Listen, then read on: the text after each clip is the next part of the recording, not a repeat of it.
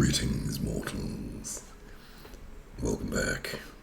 Alright, so I don't know how long we're going to be doing EU5 today. I'm basically doing some testing. The patches over the weekend do not appear to have really fixed any of the things, at least not publicly, that I was running into as issues.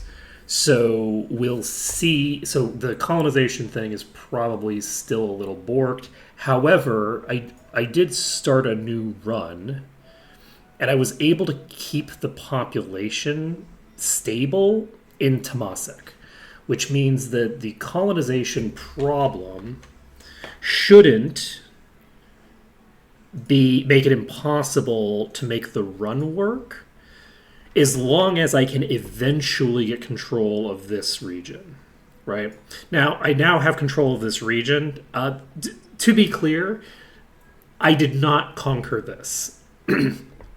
I got so everything that I have here, I was following the same rules that I was following on the previous run. I was just playing a lot better, and we got a few things that we have confirmed.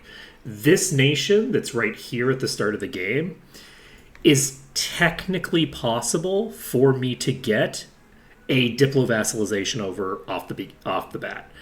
I'm just barely close enough from the Subi Islands that if I just stack the shit out of elephants, and I didn't stack that many elephants, I just have 100 elephants. But if I stack the shit out of ships, I basically just keep building ships, I can get to the point where I can diplo-vassalize this entity. Diplo-vassalizing this entity, huge deal. This is a game changer because this nation is right next to a bunch of like little tiny nations in this region. And all of these little tiny nations in this region are too far away for me to diplo-vassalize, even though they're so tiny. However, and so here's another interesting thing that I found out. In Europa Universalis 4, it calculates your range to the target based off of your closest border and ignores your vassals unless you have a vassal that is adjacent to them. If you have a vassal that's adjacent, so if I had, for instance, this nation, these would be considered adjacent. The proximity difference goes to 0. However, this nation, which there's another little micronation here, this nation of Silat would not be adjacent and in fact would calculate from Subi Islands, right? So that's the way that Europa Universalis 4 works. Europa Universalis 5 does not work that way.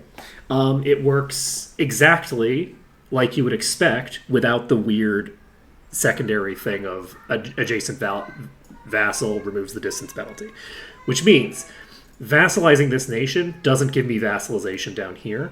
So vassalizing these requires that I annex this vassal first. So I annex this vassal, then I can just offer these nations the thing. Funnily enough, I don't think I got vassalization on you because you're just too... They're still not my vassal because they just don't want it. Don't worry, they'll want to become our vassal eventually. So I was worried that I was going to need to rely completely on personal unions to get stuff done. But I don't need to rely entirely on personal unions. I should be able to finagle vassalizations throughout this region. And once I start vassalizing, it can snowball a bit. It's actually funny. This time I already controlled Malacca when this event fired. And this event firing, it's really bad to keep it. And it's pretty good to release it. So I just released it. It like is a pretty solid event. It also automatically turns it into a town. Because it wasn't a town before. So pretty solid stuff. So this is useful. Other thing is that I think that having subjects is generally better than having territory. That seems to be the basic expectation here. So at some point, I'm basically getting rid of my subjects so that I can add new subjects. And because all of my subjects are very, very close by, But if I get, like, as an example, if I were to get, like, one of these nations up here as a vassal, I would probably be better off just leaving them as a vassal rather than actually annexing them, because I'm just not going to get very much out of them. So, as an example, this nation here is my fiefdom, I think. Yes, I created you as a fiefdom. So this is a fiefdom now. So I'm basically going to be expanding my colonial range with stuff like this. And then once I have my furthest colonial range extended outward, I take the inner places that are too far away for me to bother with, which are interior. So like this island here, which is finally starting to grow at a rapid pace. I'll get into that. This is a file that we're probably not going to continue from, because like I say I didn't conquer any of this shit, but like, does Chad have any reason to believe me other than the fact that you know how crazy I am? No, absolutely not. Oh, so the way that I got this, by the way, was can I look at the map? Is there a timeline thing? Because it would be convenient to be able to show the timeline. Is that feature not around anymore?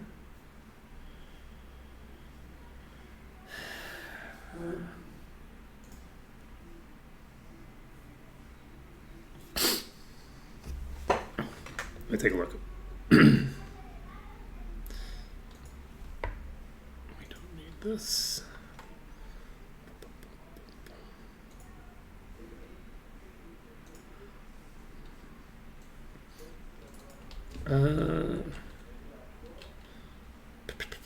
What am I looking for?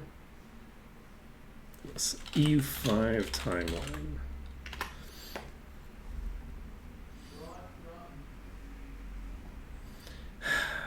That's not what I'm looking for.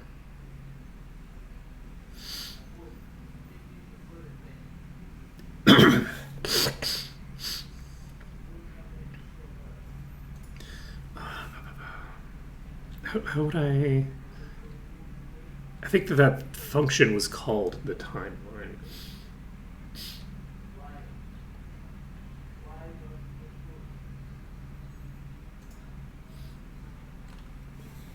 I have a suspicion that function doesn't exist.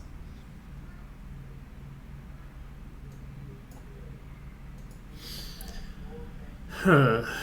That's too bad. That would be a very convenient thing to have. But it's fine. It doesn't matter. It does matter. I think that's a significant loss to not have that function, because it's always very cool to be able to look at the timeline over time. Though I guess it gives you information about things that are outside of your boundaries, because they probably didn't. I could see reasons why they would not want access to that feature from a balance perspective, maybe. Let's see. Also, by the way, I have this law going. I have no idea where in my civilization there are any slaves. I got the pop-up for this law for some reason, and as far as I can tell, none of the towns that I have. Did I check Selimbo?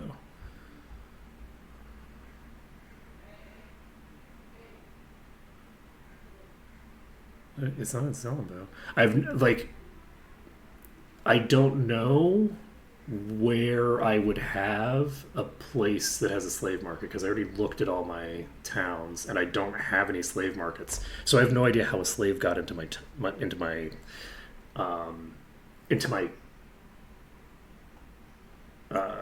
empire and retained being a slave, which is weird. Anyway, I'd be curious to know more about the history of slavery, because I don't think that slavery was a big thing outside of like the triangle trade at this point. Like in terms of like a chattel slavery, which is the thing that's referred to, a peasant is distinguishable from a chattel slave is not distinguishable from the historical usage of the word slave. Depending on this particular country and the particular rights that they are given, a peasant versus a slave is like a distinction without a difference.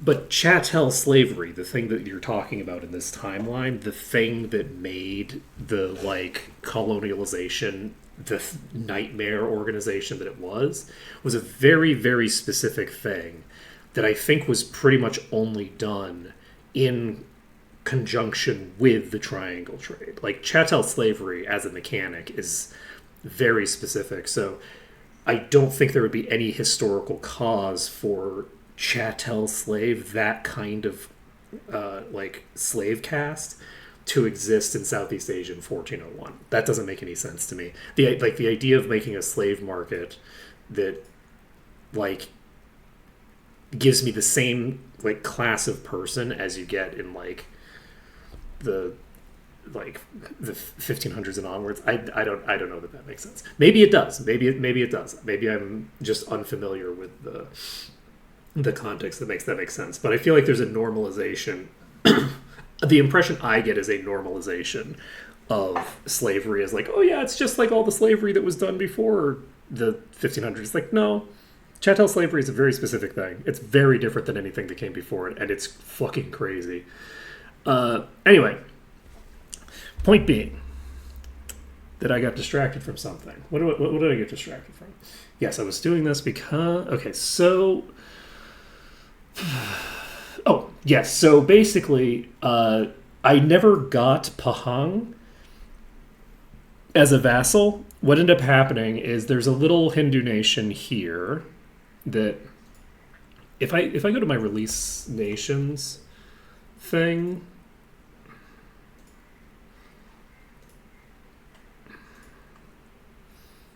let's see, what were you called even? You weren't called Perak, I don't think. It had the name was like had a K in it.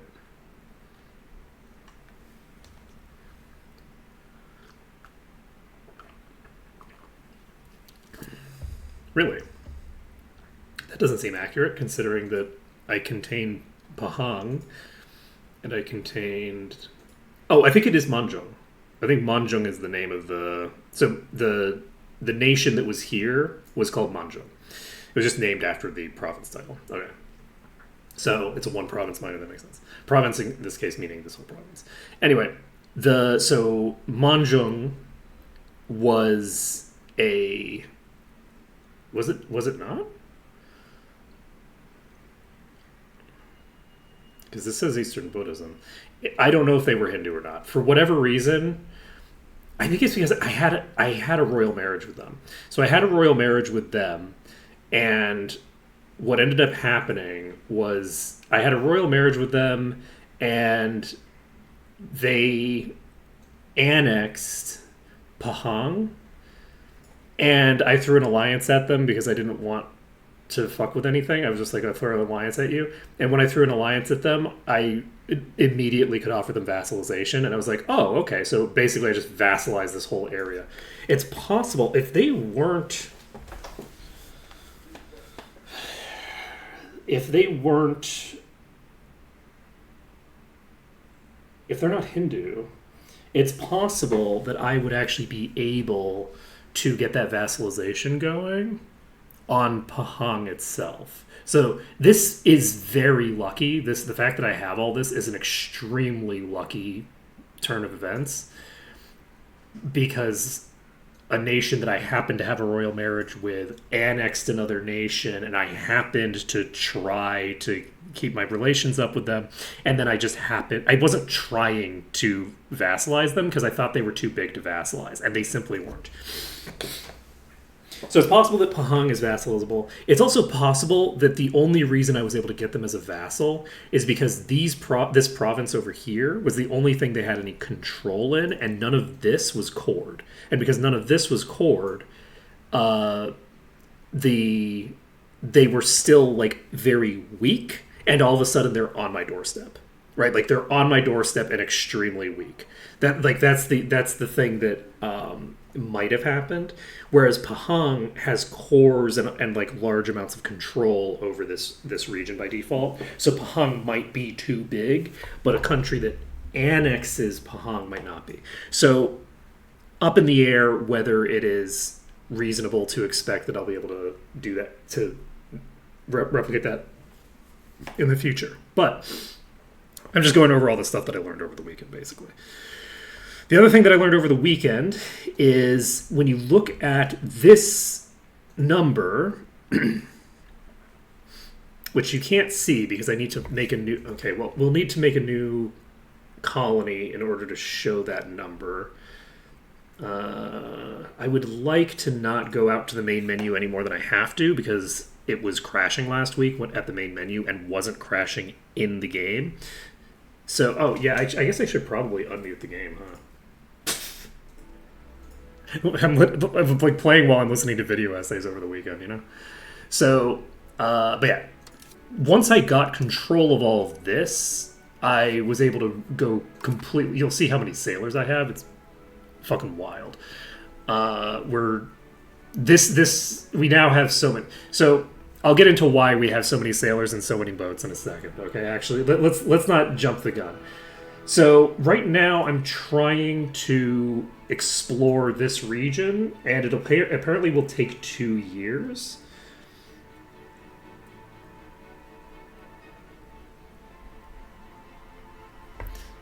Can I do increased maintenance? I assume not. Correct.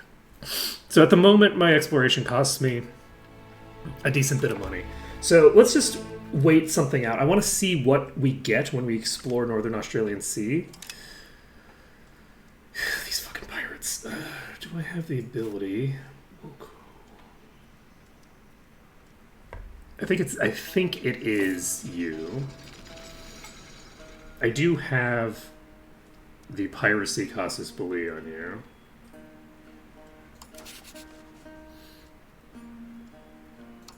I'm tempted to just declare war on them, but that's against the rules. We don't declare any wars. Love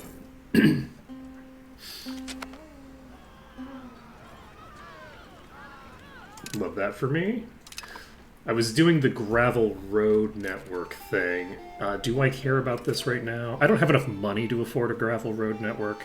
So let's get some laws changed. We have religious teachings, favor the ruler, no censorship. We have regulated export of gold. When you get control of some gold directly, you get access to this. It just costs money. It'd be nice to change my levy to noble levies.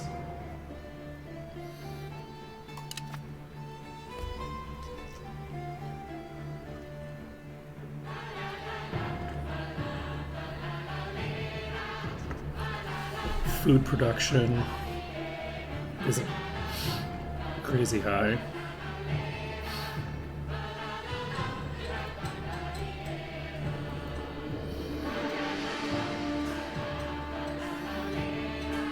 I could do this. I like efficiency of cabinet. But my cabinet isn't doing anything that interesting right now.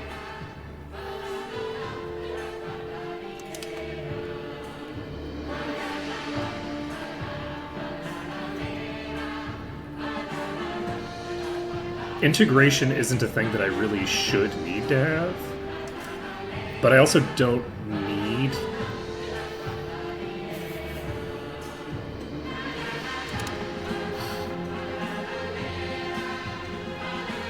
Satisfaction equilibrium for the Vicia is interesting, but not super helpful to me right now.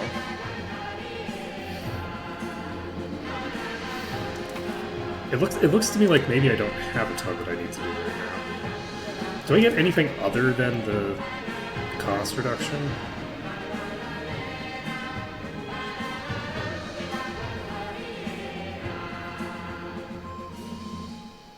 Oh, okay, so we don't even need this to succeed at all. This only reduces the price while it's going on. So this is a thing that I would want to click on when I am...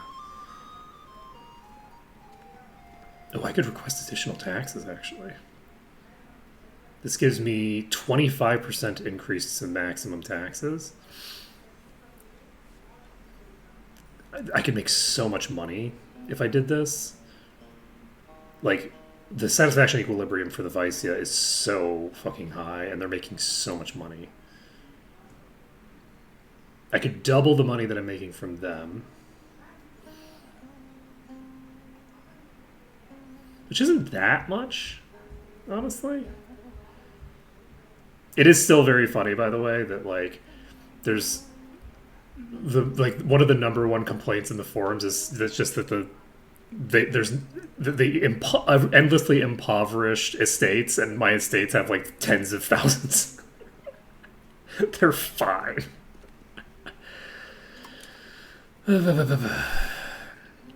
Do I just switch this to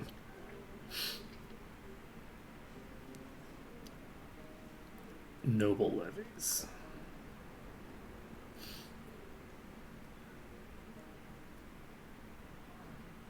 What's my current?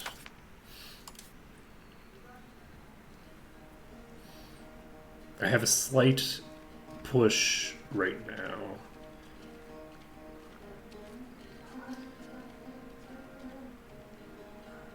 Okay, so this is completely equal, basically. So yes, if I were to switch this, it would actually be it would push me toward the other thing by a considerable more. Let's just do that. Let's just do that. We don't need to pass this law. It's fine for us to lose a little bit of stability. Who needs stability, right?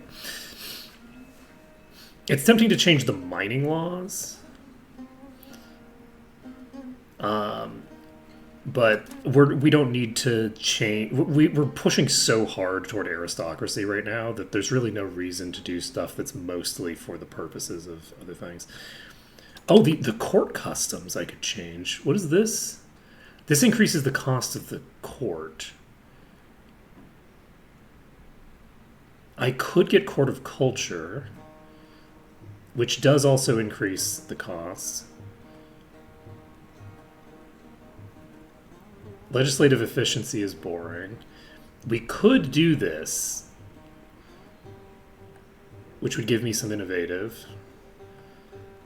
It gives me more cultural influence, which is useful for a lot of things, actually.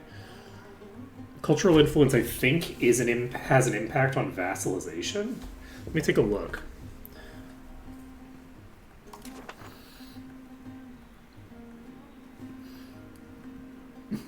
Cultural influence. Cultural influence is plus 15. So if I increase, so maybe I should. Maybe we should try to become cultured. That seems almost antithetical to our core values as Singaporeans, but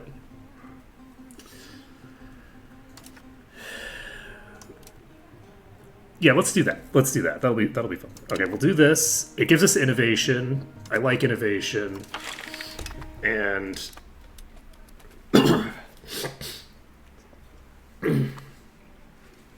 I think that a court of culture is more interesting. We can't ask anybody to become our vassal right now.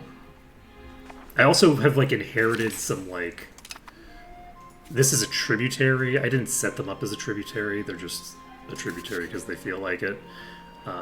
They were a tributary of it. You can have vassals with vassal, like you can have nested vassals and things like that with like very casually now, which is interesting. Like the like negative malice of like not minus 1,000 for we have vassals of our own no longer exists. So I think that's pretty cool. There is some sort of effect where you don't want to get an alliance now. Imagine that. So Ligor has been historically lying to me and saying we would love to have an alliance, and then the second I get an alliance, their calculation changes, and they're like, oh, never mind, we don't want it, and within a month they just drop the alliance. This has been a huge problem that I've run into. I don't think I'm even allied with Salat, because Salat just, if I get an alliance with them, they break the alliance. The same with Melanau. Like, Melanau is almost certainly going to be just annexed by... Oh, conquer a location. Looks like somebody just colonized a spot. Who is this? Garha.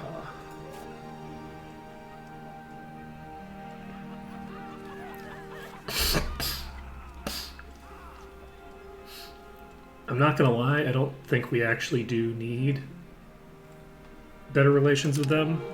You are so far away, right? Can I just get to Garha? Where's Garha? It's like central India or something? Is this Garha? It is. Okay, so yeah. I don't think we need a central India. I cannot believe that I clocked that as central India. I do not know anything about India. Okay, my standard for what counts as not knowing anything about India is perhaps a little different than most people's standards for not knowing anything about it, but that's beside the point. We're gonna build a settlement here. But yeah, our finances are not looking great, but part of that is just the fact that these explorations cost a lot. What I'm curious about here is if I explore this, do I get access to the coast or not? And once we know that, we can figure out how we want to approach the rest of the day. Also, bear in mind, Khmer does have... They did fabricate a tributary Casus Belli on me at some point. I don't know if they still have it. So they could declare war on me at any time. However, if they declare war on me now, the war is going to be a little bit different. My assumption is that if they declare war on me, that they will be able to easily get military access through Sukhothai, this place, and Ligor. I can't imagine that they're going to struggle to get to me. But if they can't get through me, I don't think they can beat this fleet. I just don't think they can beat this fleet now. This fleet is stronger than the fleet that they sent against me last time. This fleet would crush the previous fleet. So we should be in an okay position if they decide to attack us. You'll note that it now says that we are much weaker than them, not that we are insignificant compared to them. We also have some elephants that won't help. Like, at all. But, okay, we have a union with Malacca. But yeah, we're basically just waiting a couple of years just to get vision on here, and then I'll figure out what I want to do from there. Did I explain the thing? I haven't explained the thing because I can't explain the thing until I can make a colony. I need a shit ton of money to make a colony. Okay, we're not buying anything new until we finish up here.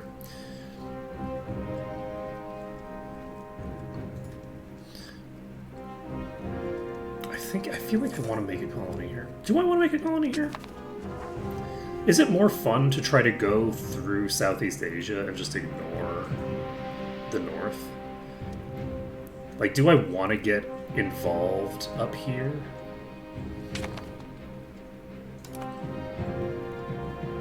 Or do I want to be Polynesian Singapore? You know what? I think we go the Polynesia route.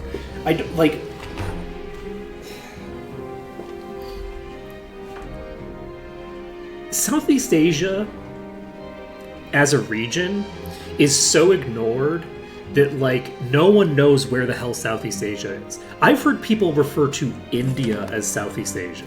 I've heard people refer to, like, frickin' Indonesia as East Asia. Like, the terminology for Southeast Asia is so unknown, and it's just kind of funny. Like, it's very funny to think of, like, how little people, like, have any concept of, like, where the hell we are. Like, people call Singapore East Asian, right? And it's like, there's cultural ties to China, but, like, it's much more British than it is Chinese, okay? Let's be perfectly clear. The cultural ties to Britain are substantially stronger than the cultural ties to China. It's like calling me Irish, you know what I mean? Like, I'm an Irish American. I'm not Irish. There's a big difference. There's a big difference between those two things. So, cultural tradition, I don't really need. Cultural tradition is the defensive element. We need the offensive stuff. We need to go aggro, right? We need to win the culture war. Requirements not met. Okay, so... Okay, we're at the wrong... Okay, let's take a look at the Age of Tradition. Let's look at this meritocracy shit. Okay, so cost of purchasing food, construction speed, RGO size...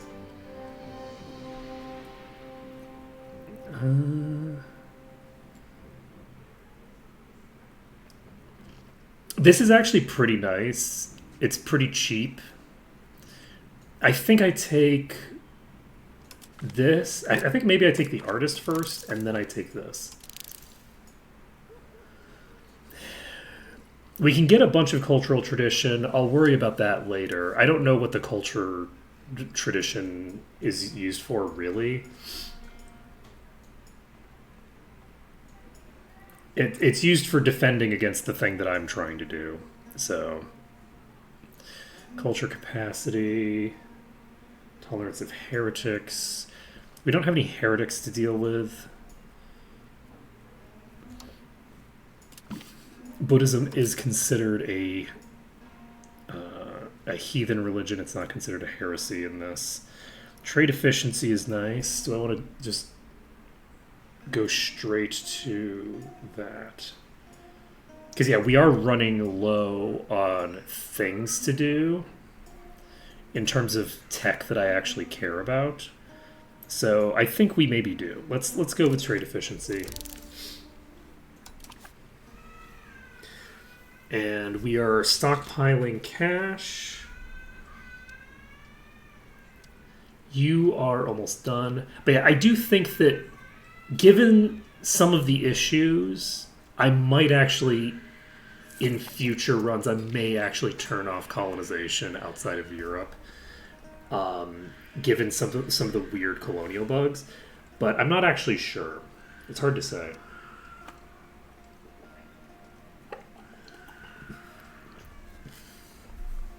I ran into like some weird issues that crippled my colonialization early on here that I'm not sure how much of it is a bug and how much is a feature.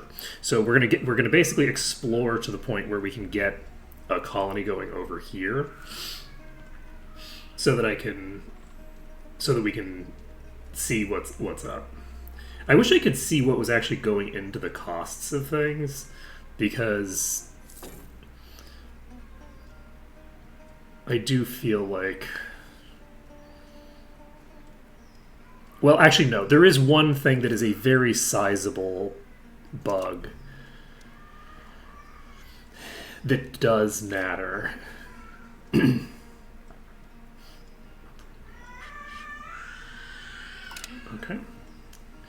That's pretty true. And once we get this explored, we can also go back to the main menu and check and compare and contrast the two runs that we've had in terms of things like colonial progression, which I think my colonial progression here was actually hampered even more than my colonial progression in the other run. And the reason for that, it has to do with this maritime control and the way that it calculates it being wonky. It's a very wonky thing. So Cebu is going to send some people to Johor.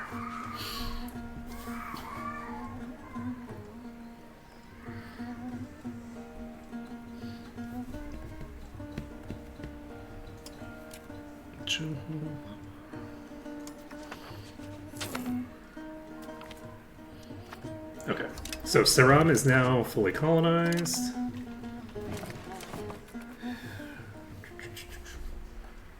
So we now have this location. And this location, we can, once we have,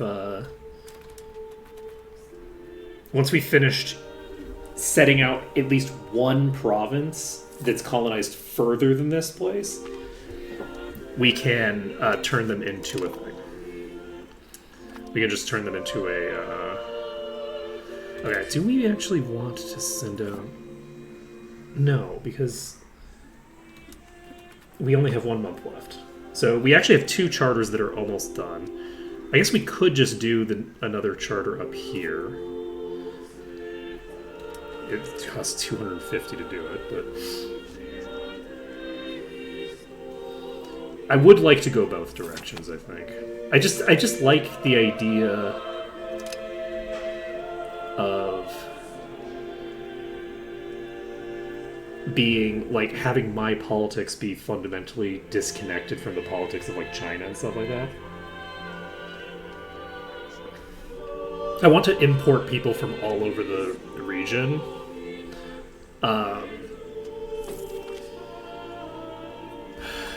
Okay, we've now explored this area. And this is rough. That's good to know. That means that I do need to figure out something else to do first. This is going to be very expensive. I could create a colonial charter here. This will probably be fast as well. Well, fast is a strong word.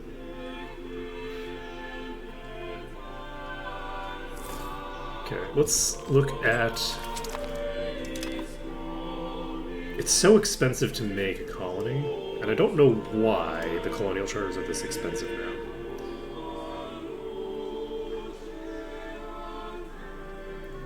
What is this? Why is it scaled? Like, I don't understand why all the costs in this game are scaled. It doesn't make any sense. Larger empires should have an easier time colonizing, not a harder one. Right? That doesn't make any sense to me. And I do mean a harder one, because as you increase in size, it becomes harder and harder to get huge gains out of any individual source. Who is this? It's third in line in Sunda. You're fourth in line in Sunda. You're more competent. Let's go with you. Okay.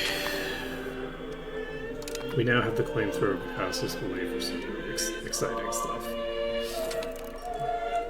Could we now diplo-vassalize Sunda? Where is Sunda?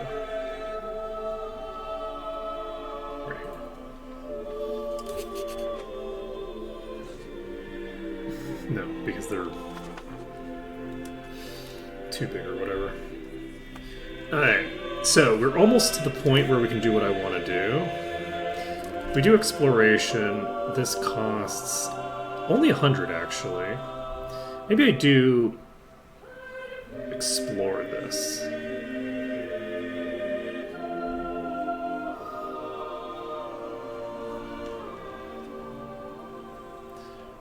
Do I want to explore the Yalanji area?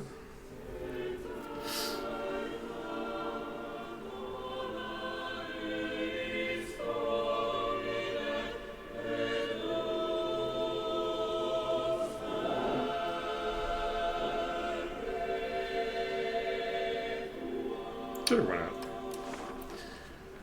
not? We can explore this. We will start going from here. And we will send someone with high mill, because military skill seems to be the thing that we need. Oh, okay, so the other things also, they reduce the cost and the prep time.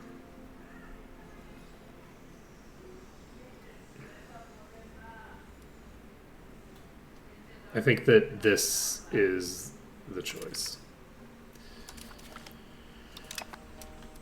Okay.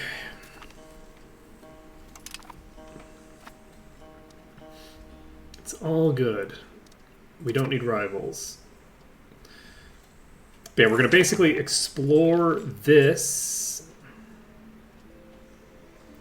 spot, and we are going to send out a colony to somewhere. I guess we could send someone here. I think that's probably the best bet, is we send a colony here, get this settled. Population here is not crazy. But alternatively, this maybe gives me more room for exploration. And Yeah, I think we maybe go up here instead. I can't believe how much it costs to create a colonial charter. This is so crazy.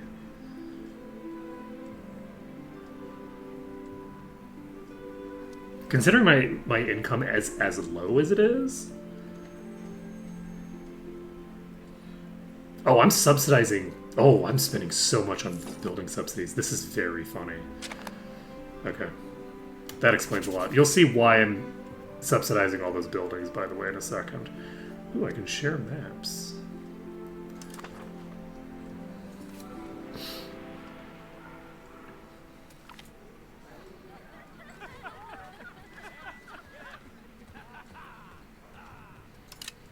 Alright, let's go ahead and fill our treasury so that I can start on what I want to do. So, we create a colonial charter here. And we send people from Riau.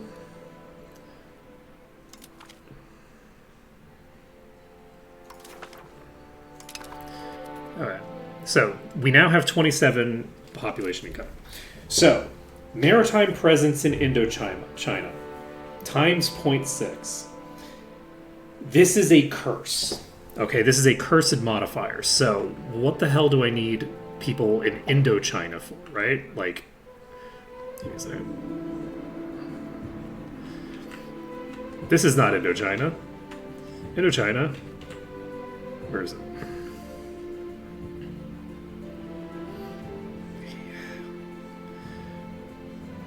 This is Indochina. But you'll note... Okay, so this is the thing. I knew that there was a weird bug with this. You'll note that the place that I am in doesn't count as part of Indochina. So what the hell is it looking at? And then now it's Indochina. So why is it Indochina now and it wasn't Indochina before? I don't know. It doesn't matter. However, the point being that this, I'm getting a 60% modifier. Now, you might be wondering, why do I have 14 gold's worth of building subsidies? What the hell am I subsidizing? The answer is all the fishing villages. The answer is all the fishing villages on Earth. I have so many fishing villages built. And the reason that I have so many fishing villages built is because the number it's looking at seems to be, what is your maritime presence in every zone that you have any maritime presence in that region. Which is why this run got screwed on colonization.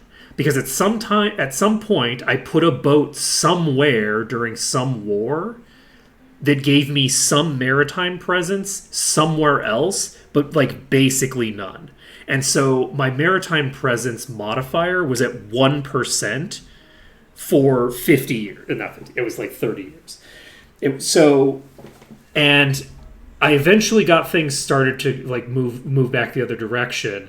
And then I annexed this vassal and checked again, and it had tanked back down because all of these places were now being added to the calculation. So my colonialization metrics crashed again.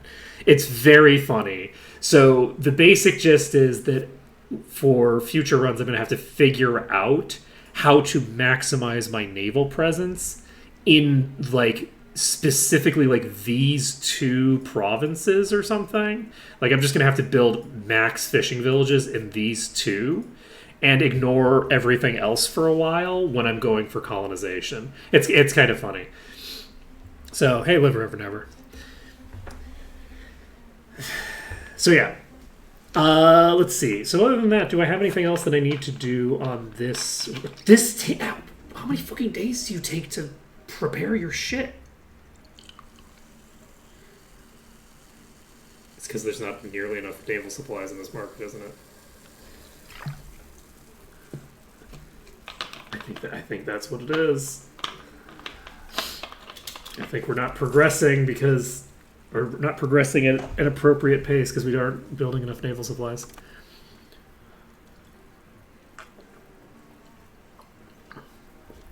I could take a couple of my trade supply. So I have also on this run, I specifically decided to just leave my markets automated, unless I had a specific reason that I needed to turn them off. And it does seem like the market does a mostly fine job of managing my cloves, right? Which is like the primary thing that they're supposed to be doing, is just selling cloves. So we're going to find naval supplies. We will export them to... This is where ternate. Ternate.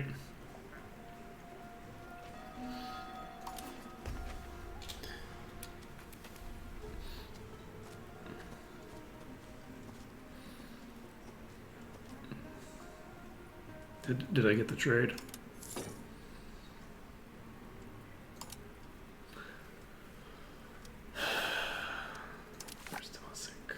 The trade didn't go through? Okay, why didn't the trade go through? Because I clicked on ternate instead of clicking. The UI here is not optimal. It's fine.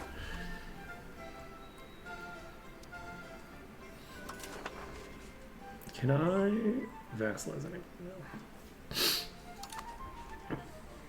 But yeah, I want to get this explored, which will be useful. Basically, then I'll be able to colonize on a continent and be able to just sort of like build this up for a while. At some point, I'll probably make a colonial nation out of it, but I don't even know that I will. I may or may not. It'd be kind of funny for Singapore to just be Australia by volume. Okay. Now, we have a bunch of money that we can spend. I think we just spend it over here.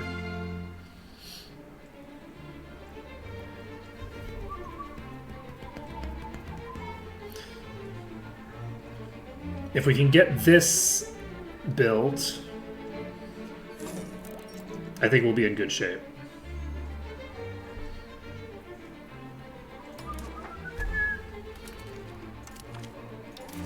I don't know how big of an impact it's going to make when I can choose other locations to send people from. There might actually be value in... Because I don't know if it's supposed to use my capital region or if it's supposed to use the location that I'm actually sending people from in terms of maritime presence. But this is actually going to start going fairly smoothly from this point onward, unless Wu decides to annex me. I'm less concerned about Khmer now.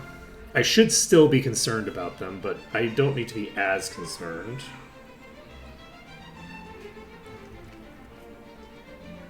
Oh, the prepar... Okay, this is the entire thing. Okay, well... Wait a second. I was thinking that was the time it was going to take for them to just prep the thing. Okay, let me look at my trades.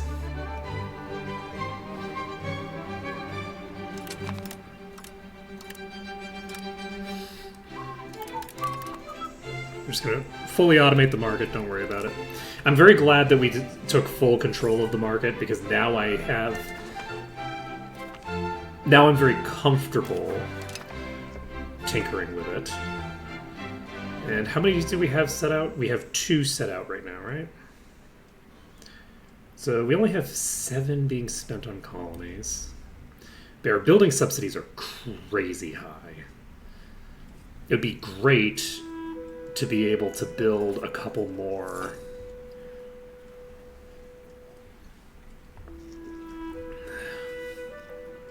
somethings. What does the wharf give me? I don't even know what the wharf gives me. Yeah, somebody is building trade offices. There's multiple countries building trade offices over here now.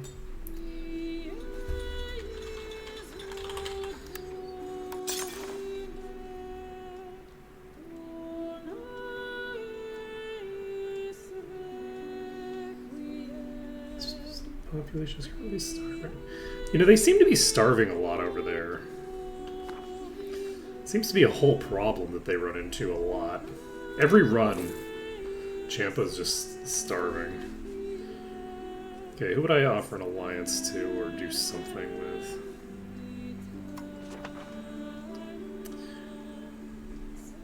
I can offer an alliance to Majapahit now?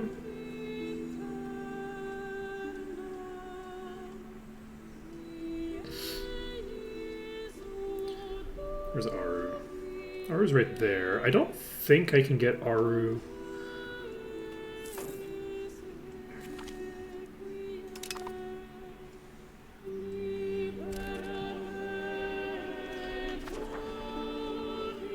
I don't think I can get them vassalized. Let's take a look. I can get you vassalized. -9? I might be able to vassalize you.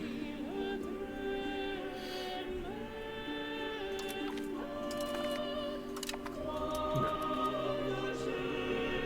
0?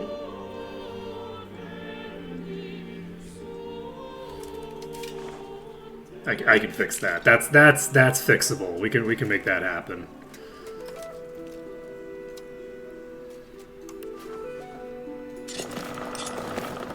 Just build a couple more galleys.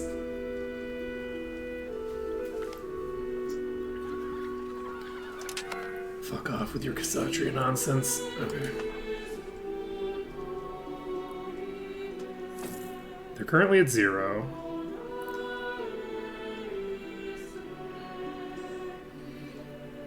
We basically just need to finish building a boat or something before they break the alliance.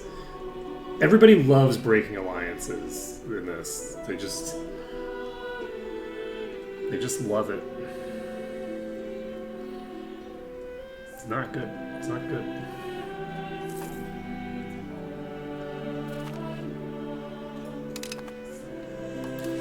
Okay, we've cored this now.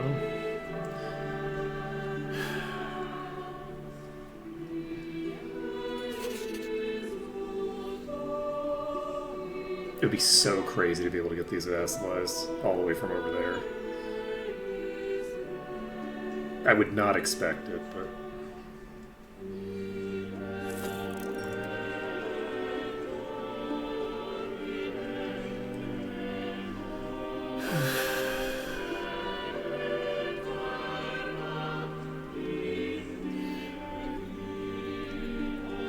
Oh, wait. Oh my god. This is easy. Done.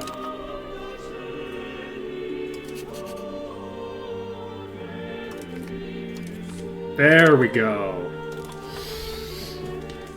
And we've got it. We've secured another vassal. Now this is a vassal that we're not going to annex ever. We're just holding them as a vassal for now. We'll probably do the same with Salat when we finally get them as a vassal.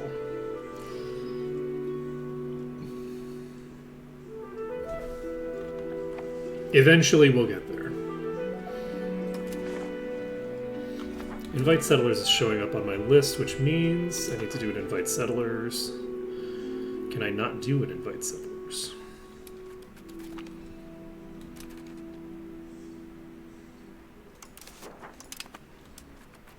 Interesting. You've guaranteed one of my subjects.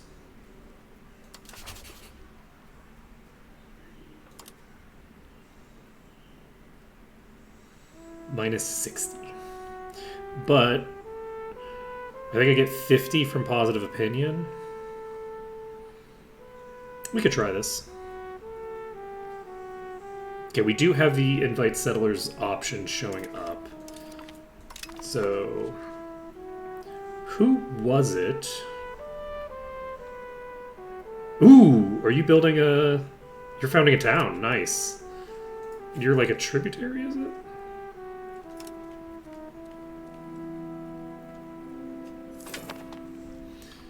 It's -27.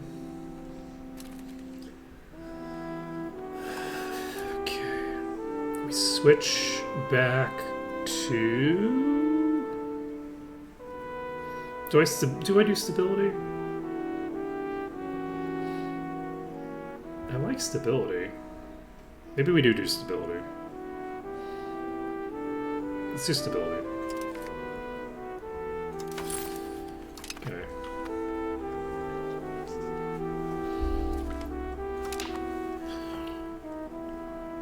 So, Kada is...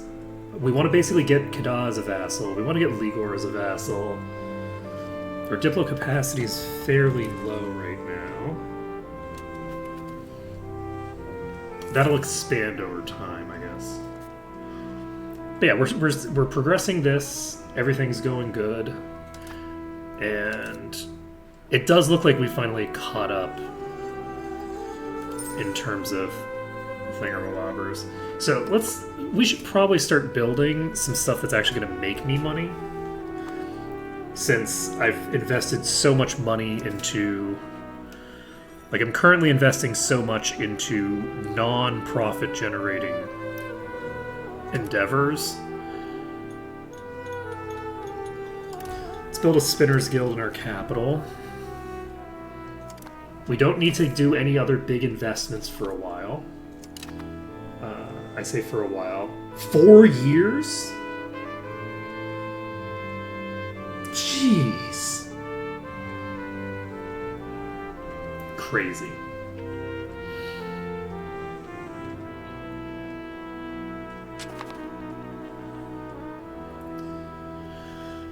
Okay, that's fine. That's fine. Everything's fine. Let's go to Tanjung Panang. And Jewelers Guilds are particularly profitable because the gold is so cheap here. So...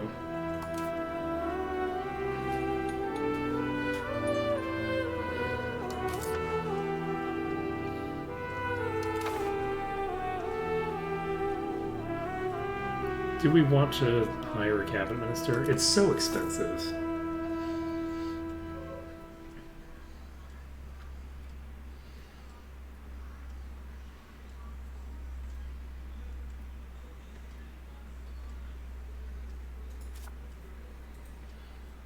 Oh, right, we don't have any...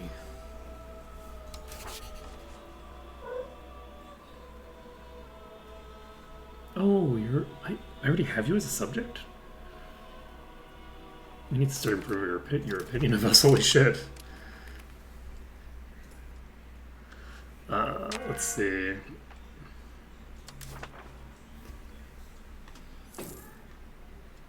Yeah.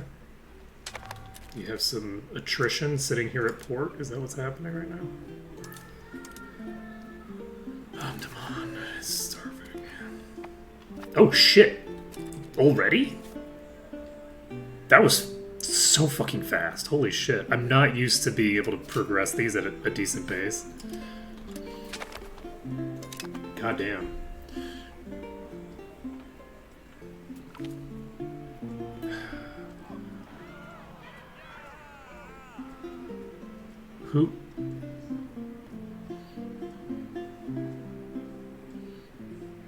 Who is this?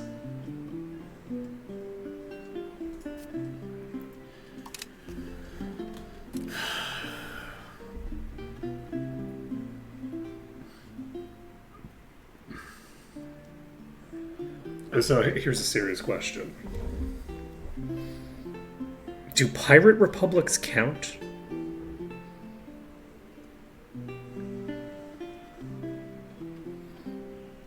I feel like we maybe make an exception in our pacifism for pirate republics. Like, I almost feel like having the pirate casus belli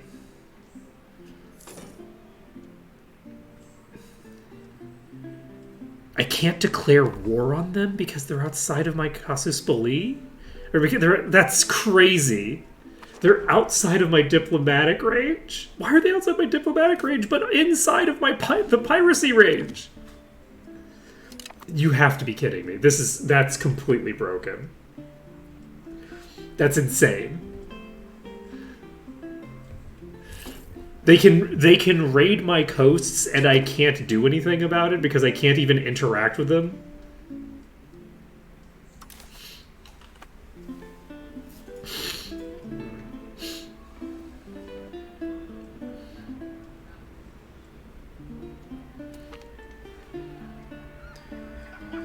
Do we want that, or do we want urban attraction?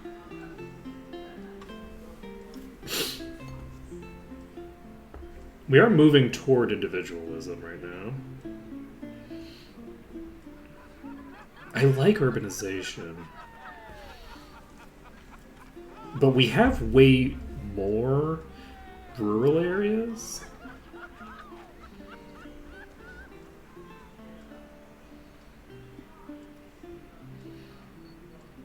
I'll do it. I think that it's probably better to do it the other way. In terms of like increasing my population overall. Because I don't need to increase my population in the urban areas that much. Like my urban areas are properly populated. Like it's not. Ooh, things are so expensive here. So we do have a Spinner's Guild being made.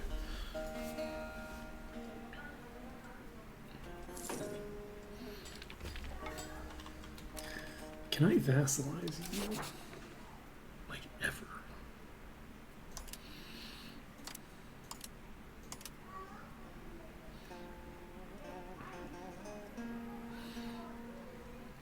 Also, I want to take a look at my market map. So this is part of the Temasek market now. I wonder if I can get this to be part of the Temasek market as well. The Temasek market is now expanded all the way to here, which is nice. Let's see. I do have to be careful with that. The market access is the primary thing that you use to get control of markets, but the fact that it's my market means that market protection also matters. And the thing is that if the market access is poor, they might struggle to actually access the market, but they'll stay in the market anyway because it's my market. And I don't want that. So we don't want the market attractiveness value to get too out of control, because that seems like a great way to get some starvation going.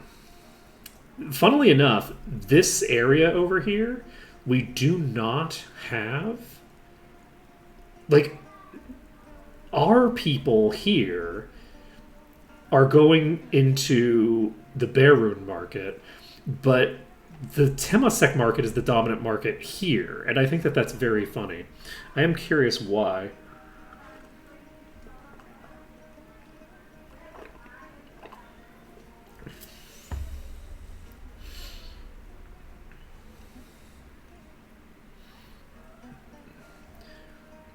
So, how can I get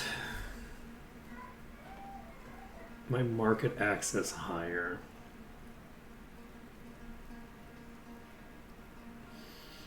You know what I can do? I can build I can build more fishing villages. I could build more fishing villages. Okay, harbor capacity of none.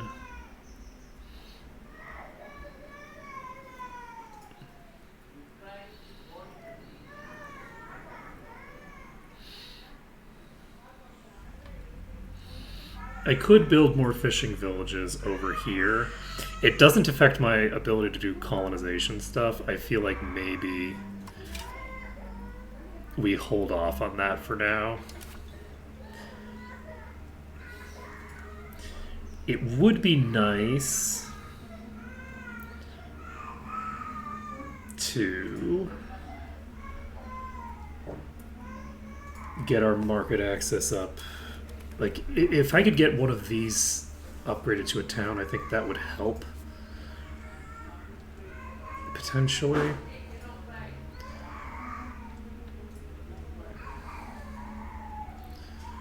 It's 0.02.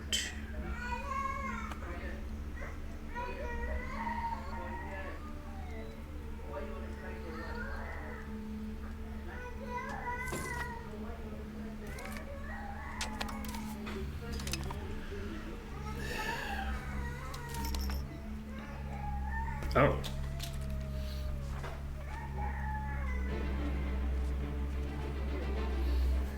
This is it cost prestige, right?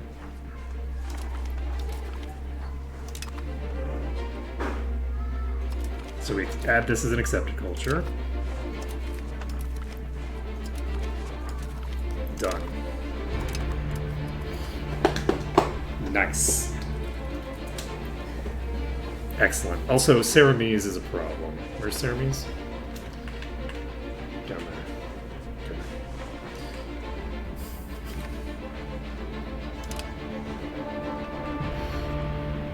I haven't been keeping track of this, and I should have. How do I have so much art? What the fuck's happening?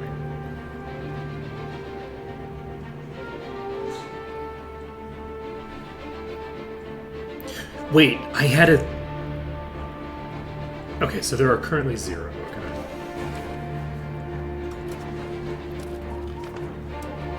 So until you get right to rule, you can't get any artists.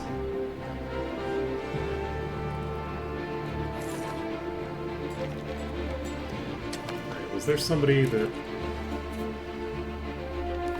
Alright, let's... Unfortunately, the production panel is not super useful for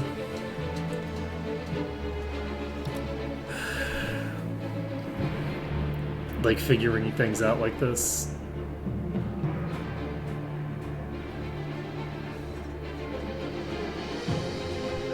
Because these are obviously not the highest value that I can get.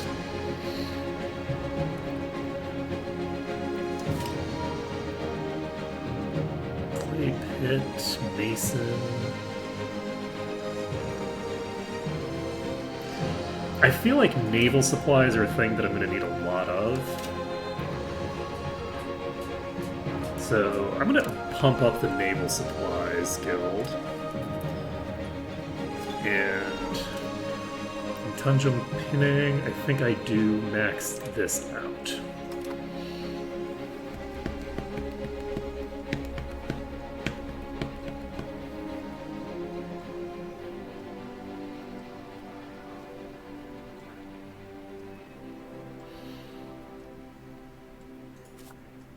This is going really fast now.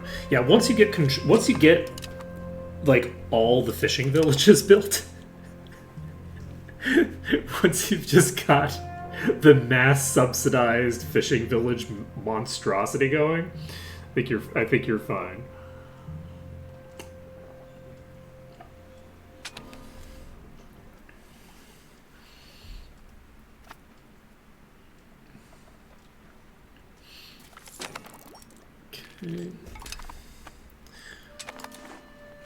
So we have the ability to just do a parliament in Monjong. We can't do the urbanization thing, unfortunately. Funding farming estates would give us 2 market regulations. Promote castle works is uninteresting.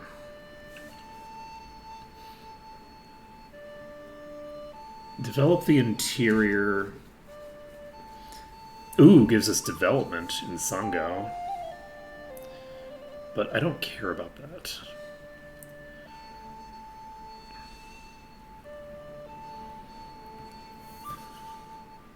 This is kind of useful.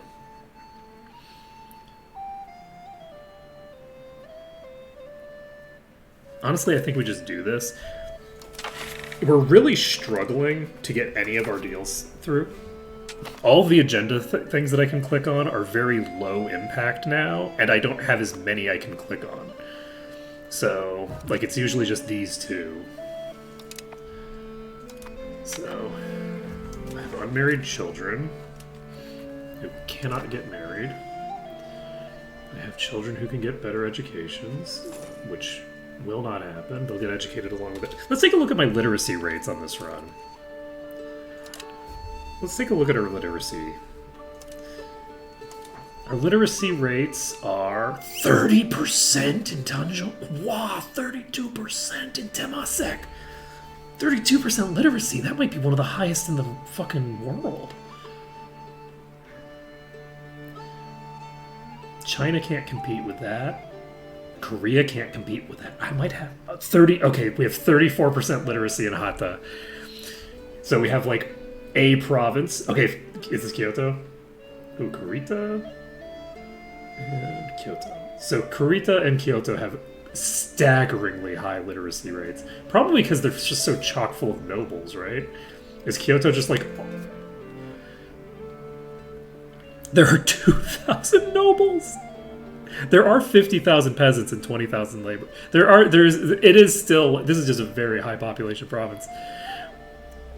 But that's very funny. Yeah, look how many fucking nobles are in this province. This province, by contrast, is like... Yeah, like a third of the province is burghers. Which, I mean, that's not describing Temasek, which has... no, Temasek's population demographics are definitely less skewed in that regard.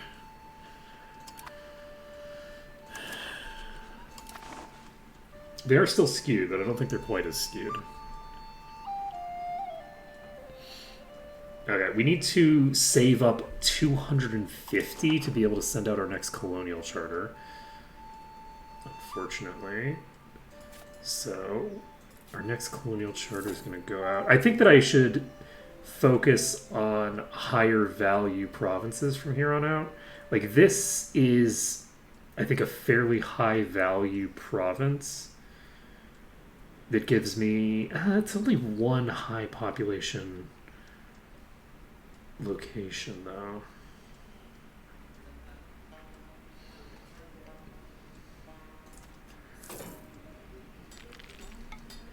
But yeah, I have a lot more money to play with now. Or I have a lot more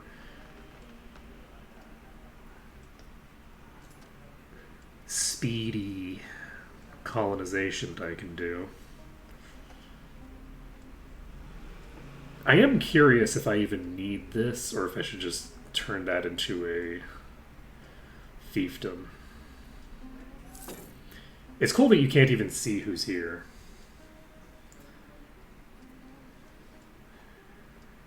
Okay, what am I doing? So we're going to fail to farm this to get this done, I think. We lose stability and move toward traditional economy. Losing legitimacy. Yeah, I just don't think that we can make this happen.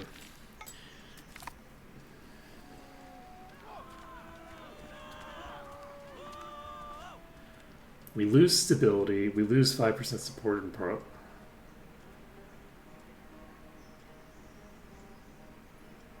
I'll take the money. You need to show up in Parliament, y'all. Y'all need to vote.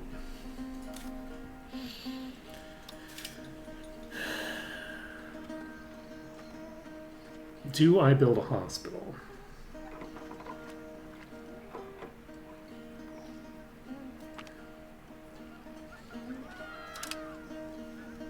Okay, love that for me.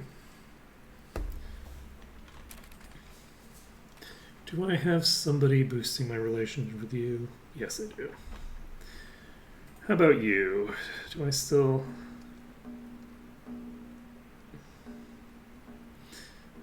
Okay.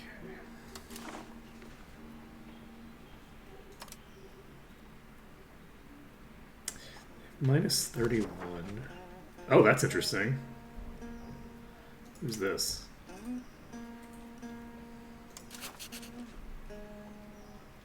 Ah, this is a... Okay, this is a break-off nation from you. 108 is probably going to be insurmountable. Okay, we need to get up to 200.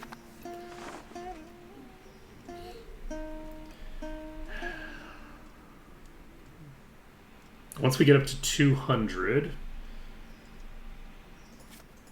that'll be useful. We're basically going to turn this into a vassal once we finish this. Or turn this into a fiefdom, rather, once we finish that.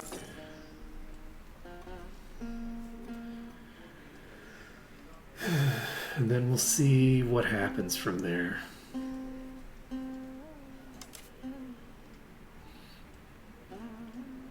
I have a lot of money that I need to spend. I mean, I don't have a lot of money I need to spend.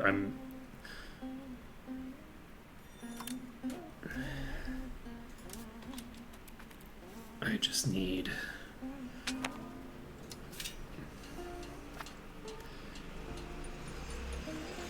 to make sure that these... I have a production queue that I need to keep building so that I keep making more money than I was yesterday.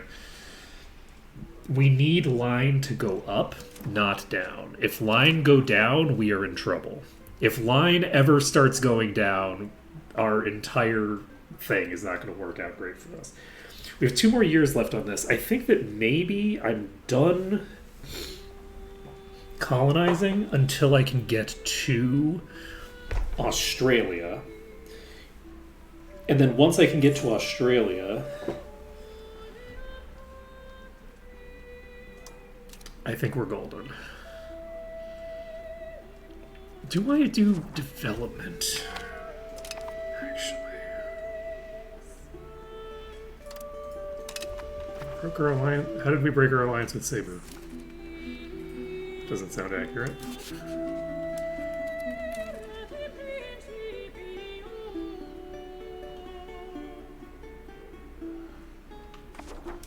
What happened? I don't think I saw... I don't think there was a war thing. That's fine. Okay, we do have invite settlers available. Who was it that we could invite from? Wait.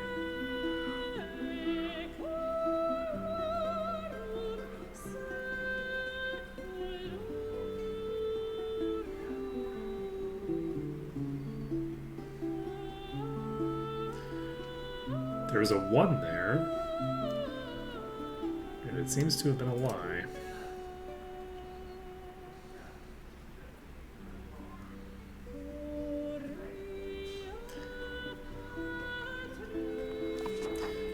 Do I have the ability? We already have that boosted up.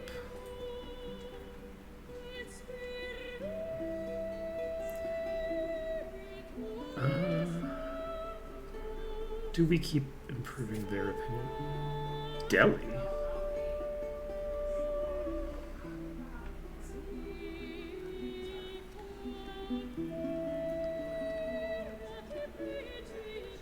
Fiefdom of Siguntur, okay.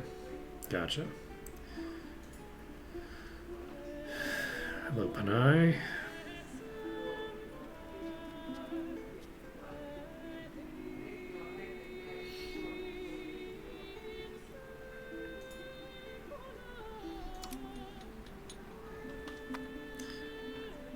Okay, Ligor. We have pretty good... Do we don't have market access available, do we? This does say 1, but I don't see anybody that we can do it with.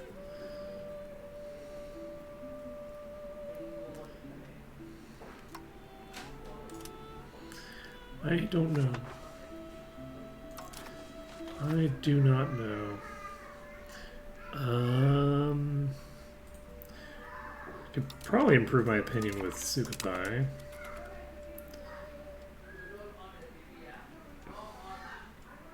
So, Sukhothai is apparently about my size. I don't have a current settler thing going on. Increment the recruitment of their ranks. Okay. So Majapahit started exploration in Australia, which is interesting.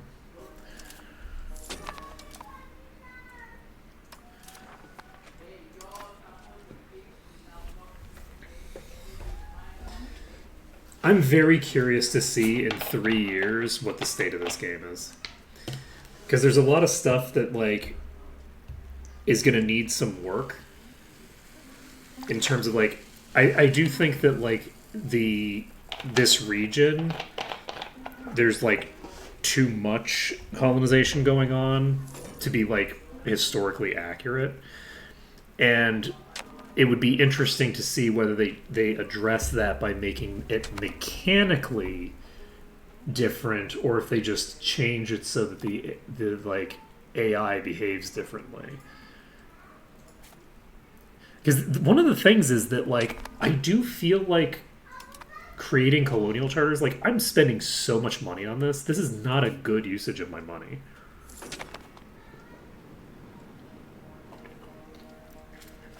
In the extreme long term, it is for me, because it's going to give me access to, like, Europe and things like that, and it helps to solidify my goals. But, like, I feel like Majapahit would be better off investing all of that money into buildings and shit rather than what they're doing.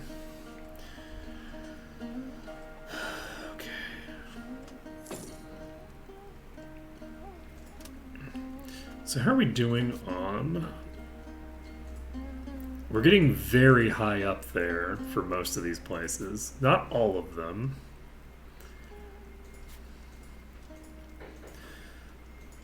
We currently have 100 maritime presence in the eastern Singapore Strait. And that's just from... Oh, 4th Navy is giving me plus 0.41.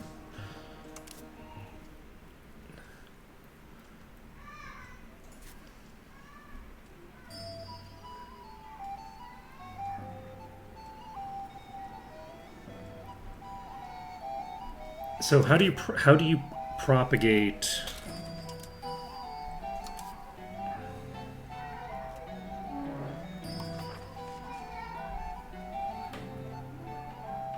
How does this propagation work? Is it propagated all the way over to here already? It is!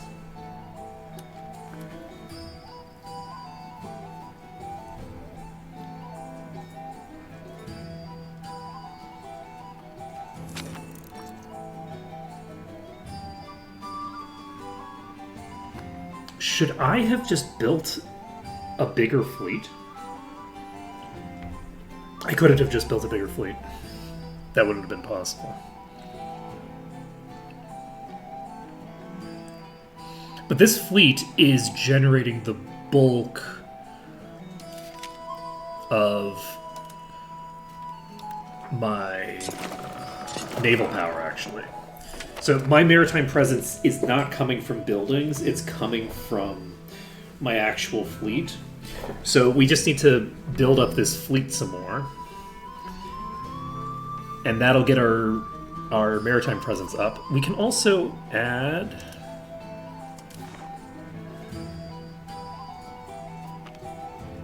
this.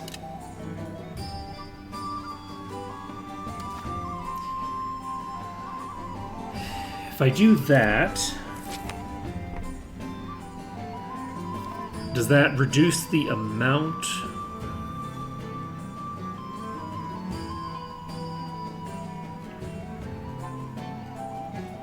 How does this work? Like, how is this fleet propagating its influence?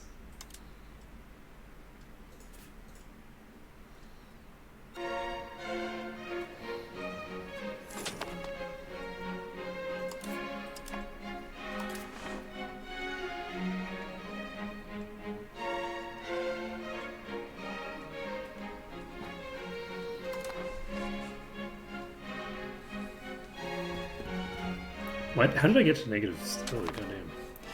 That escalated quickly. Okay, in 20 months this will be done.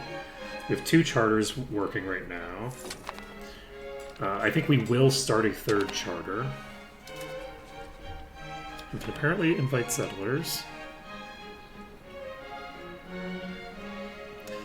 I guess we could just... I don't really want to give people favors.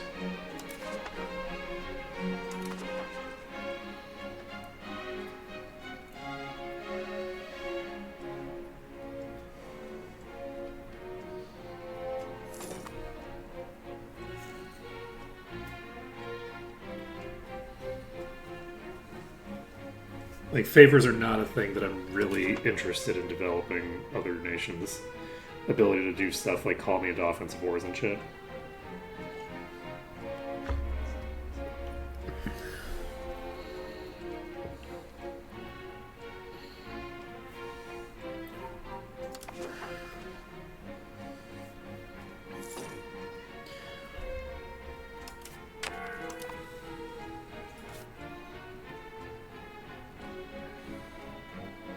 So you give me 8 monthly sailors.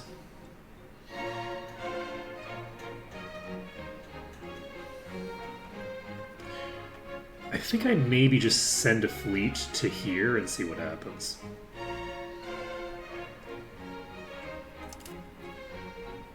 This fleet's gonna stay here.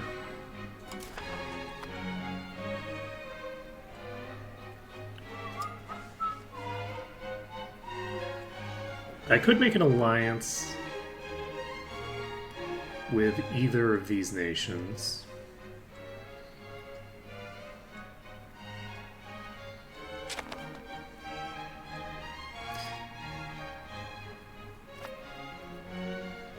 Making an alliance with Majapahit would be convenient, because if I made an alliance with Majapahit,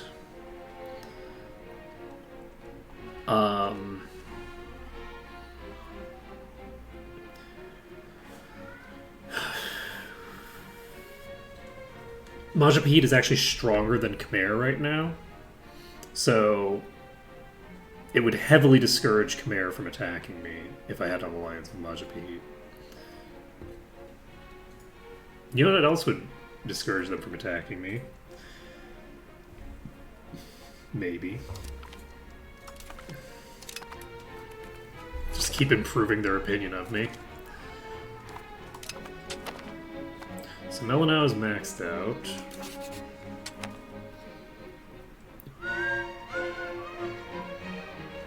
Minus 53. So that's not happening anytime soon. Oh, we can offer market access preference to you. Let's take a look, actually. Do we have any others that we can do here? Invite settlers is probably a no.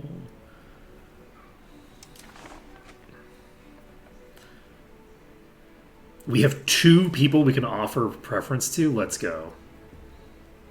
Sambas and Kedah. Nice. Okay. So Sambas is right here.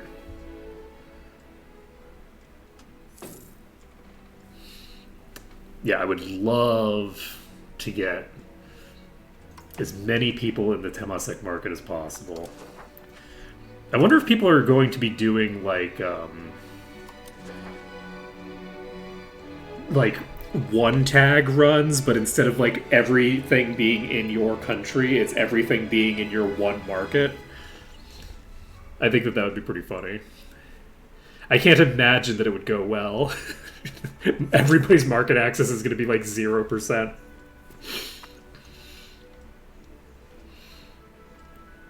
But I feel like the Temasek market has actually expanded a huge amount already.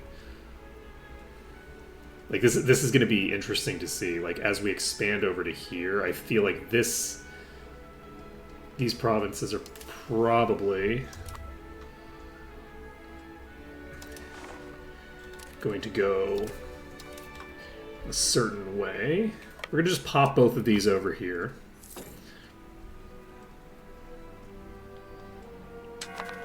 I want to see this. Actually, I just realized that I don't have anybody in charge of this navy.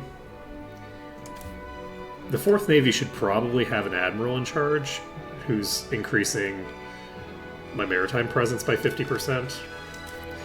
You know, just in theory. Considering that's almost the entirety of my stuff. Okay, we'll put you in charge, I guess.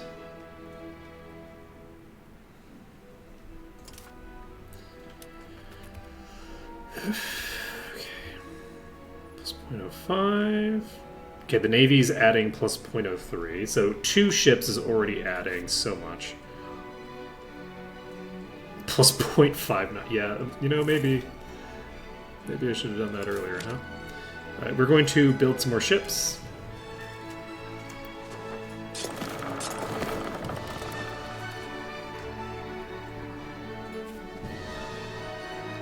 Third Navy plus 0.05. So there's got to be there's got to be like naval areas. What area are you in?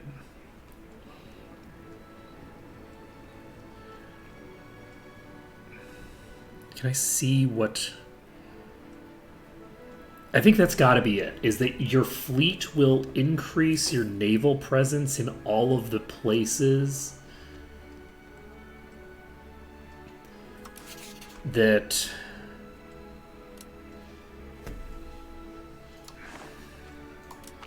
we don't even need to do this really because the market attraction is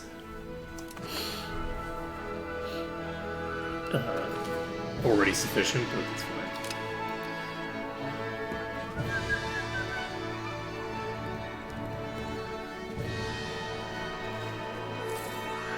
Yeah, so I think that my basic goal for getting the colonial stuff, construction speed increase is very good for me, actually. Food production is good.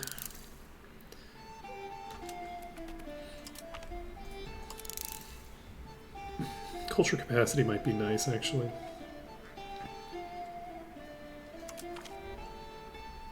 Let's do that. I'll take naval tactics.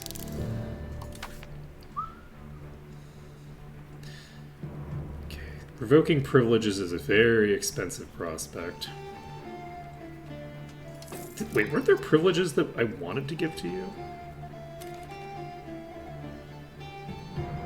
We didn't have protected tribal base? Never gave this to you. This costs legitimacy, which is why I didn't give it to you. I didn't at the beginning. So I need to remember to do this.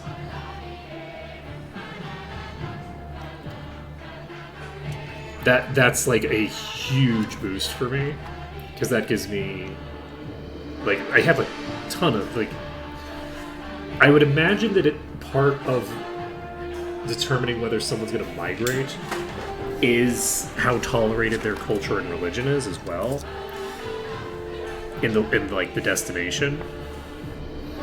If I can get the cost of court expenses down, that's going to be a huge improvement for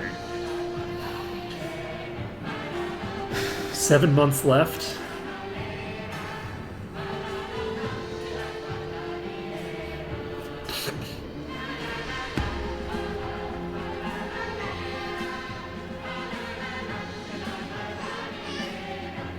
Did that say Pirate Haven?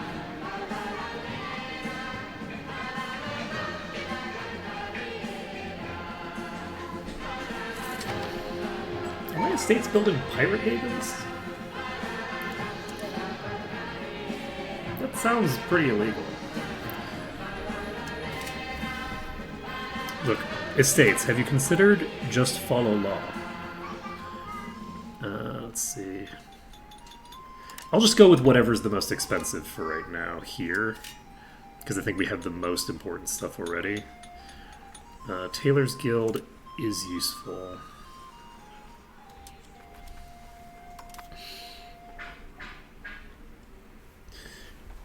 The sailor number keeps going up. The thing that's crazy about this is that the the number of sailors that I have is going to continue to increase because I'm going to be increasing my maritime control. Increasing my maritime control gives me more control over all of these coastal regions that I'm traversing through. Should I get more gold? Profit per level 2.8, yes.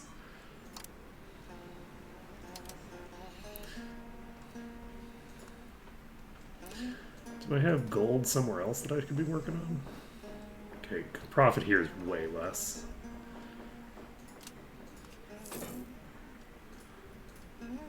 I didn't realize that I had gold right here. Goddamn. Okay. There's gold in there, these here woods. Yeah, the goal is to make sure that I have enough jewelers guilds to make jewelry out of them, because I don't want to be just like making gold and selling that direct. I don't want to be exporting gold. I want to be upscaling the gold to other things, which we then sell. You don't want to fall into the trap of selling raw materials, like having expensive raw materials that you sell to other nations raw. That's not a good deal for you.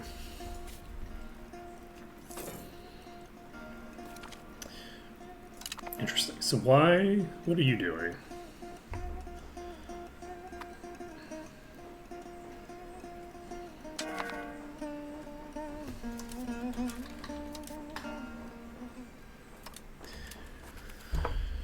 Alright, so this fleet's gonna go over here.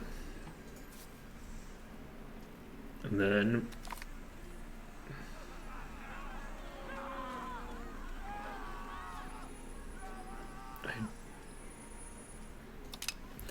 I'm not gonna worry about it.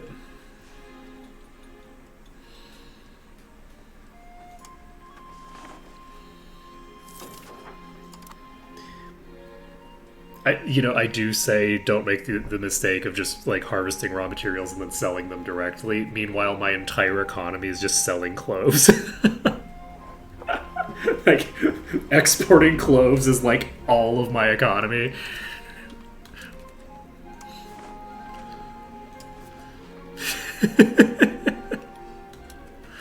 We're actually exporting gold directly as well, which is not optimal.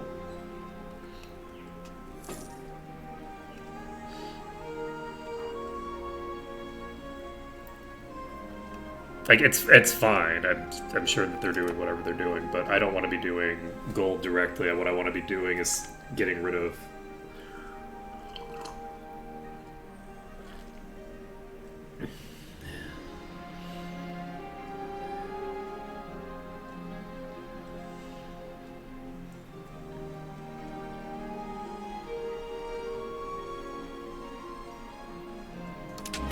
Interesting.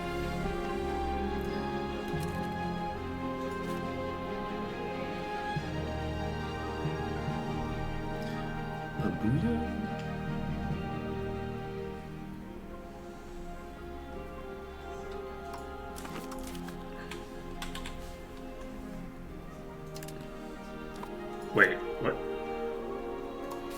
Okay. Is this a problem where... You know, the whole point of me giving you this was that you would build some shit, but I guess you don't have any money, do you? We have detailed maps of Yalanji now. So we can create a colonial charter here. There's like nobody living here. So I think we're going to basically just go crazy expanding into here. Look, we're going to colonize more of Australia than Australia ever did. That's what's going to happen. We're going to have... We're going to see how incredibly stupid we can make it happen, okay?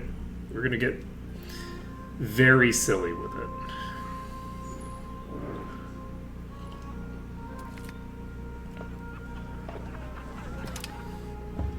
I like getting sailors. Alright, how are we doing on money? Cost of court is absolutely astronomical. Love that for me. Wait, can I just reduce the cost of court? Can I just spend less on the court and it costs me, like, something that I don't care about? This reduces the rate at which I get legitimacy. Will this automatically go back?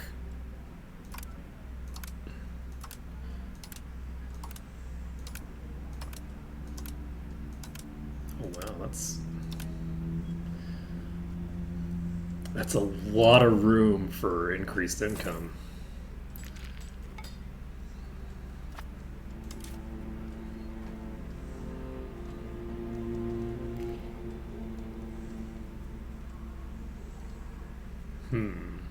Interesting. Okay, so cost of court we can just drop at will to make a little bit of extra money, but only a little bit of extra money.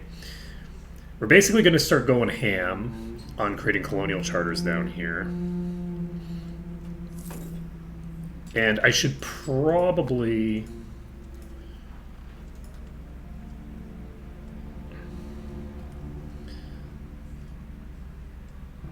like, make a colonial nation out of it.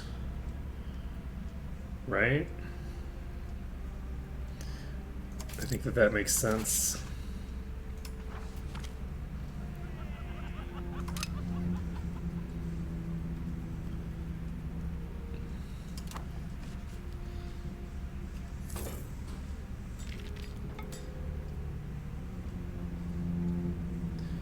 Okay, what else do we need to do? Vijaya is in a bad way. What is going on over here? Y'all are having trouble. We are going to put you in charge here. No. We'll put you in charge. And you already have somebody, right? Yeah, okay. Okay, so we're slowly but surely getting this up to 100%. I am stockpiling money for right now. Is that what I want? I don't think so. I think we need to...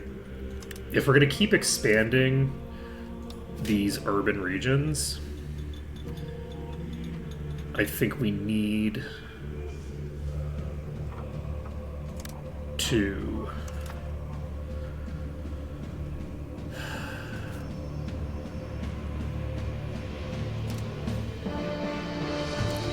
continue to make sure that there's increased employment.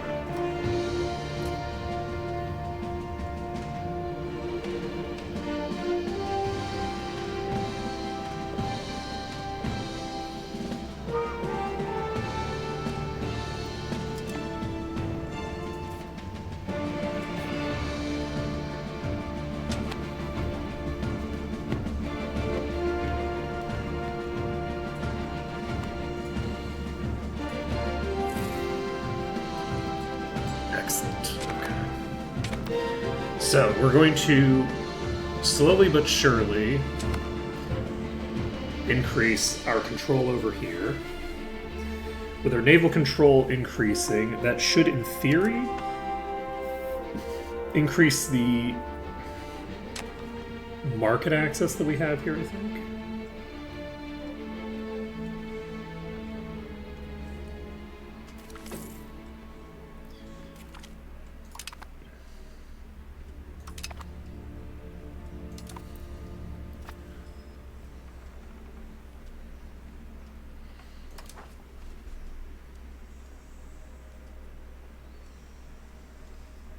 We have finished 2 things here.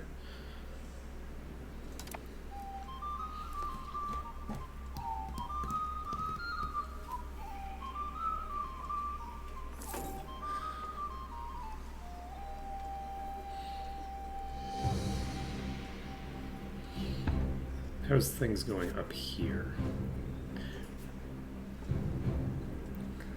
We're ahead of Ashikaga now, and we're going to stay ahead of Ashikaga. Japan is not coastal. Ah,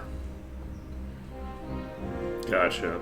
So basically, Ashikaga, when they lost control of their vassals, and it basically disintegrated their colonial outposts.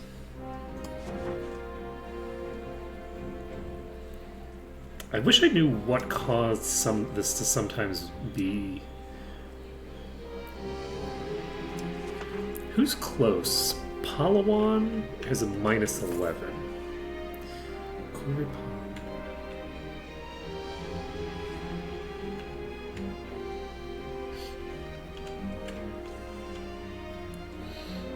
It would be very funny to do Majapahit.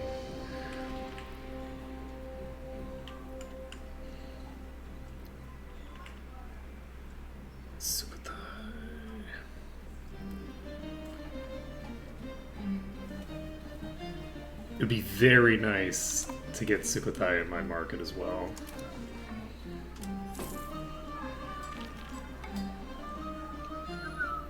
We are improving their opinion.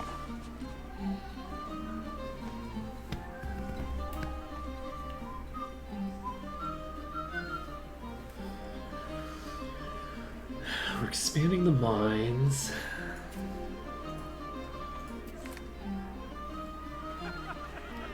Holy shit.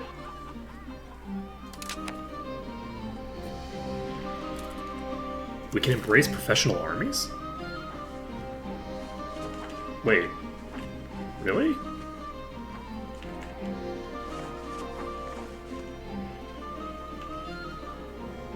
How did, we got it through India. Interesting. Do we just do... I didn't realize that this was available. Okay, what do we get from doing so? I think we get like 5% tech by default, which is nice. Army maintenance reduction, not that interesting. Military tactic. I think that that's on its own pretty important. Unlocks armory. Interesting. Is this different than the other? Oh, that's a colonial building. Unlocks coastal fort.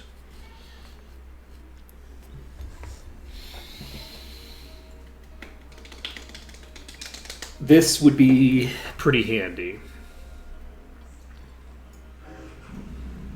Plus 1.15. Max literacy plus 5%? Is that... That's not part of professional arms, right? No.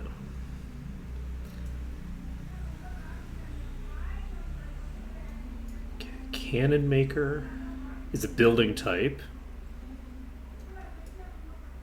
Gunsmith is a building type. Sure do be. Correction section.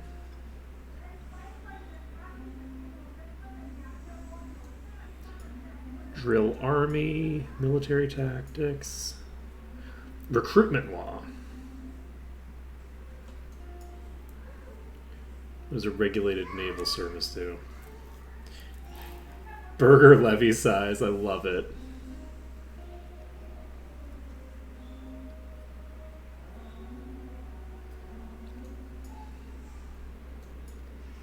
Supply cards.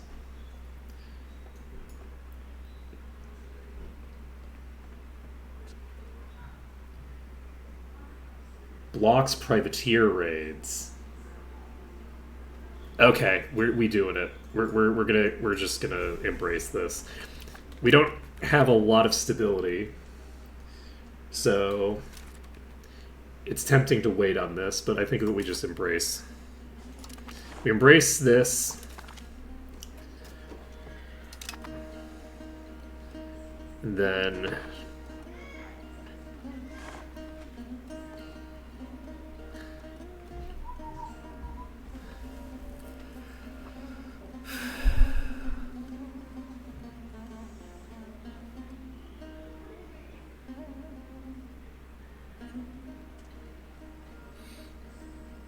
so what do we get for doing this? Nothing on its own, right? Okay, what are we currently working toward? What's our current tech?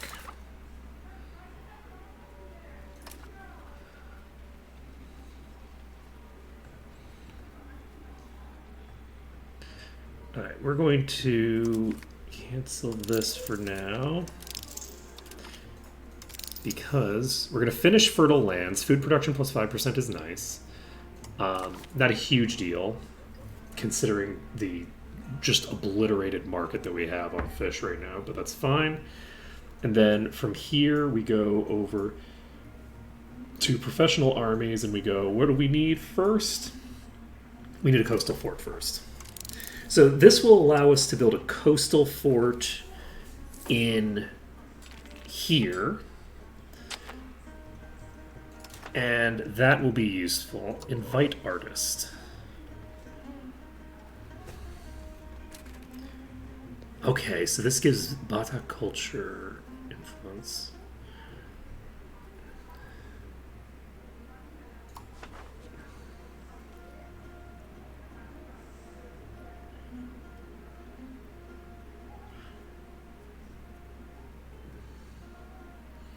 Not hugely fond of that.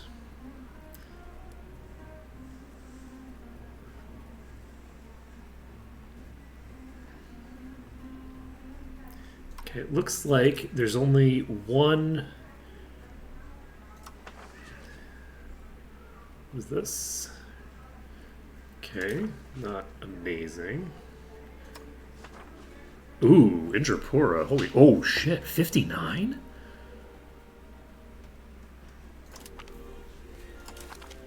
I'm not even looking.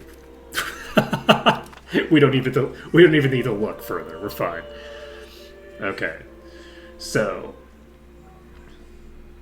how are we doing? We have 100 some stuff. We are going to... Yes, we're just going to stockpile until we can create this colonial charter.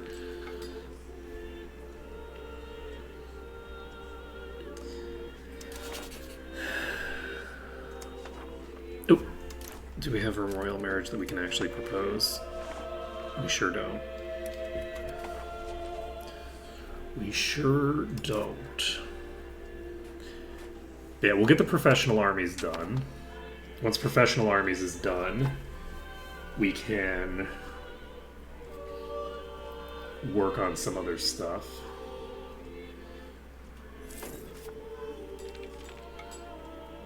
Okay, we need one more, and then we'll be able to send the colonial charter here. How is my peasant population? We still existent? Oh, it doesn't matter. Because we have all of Johor, so we're fine. We are fine.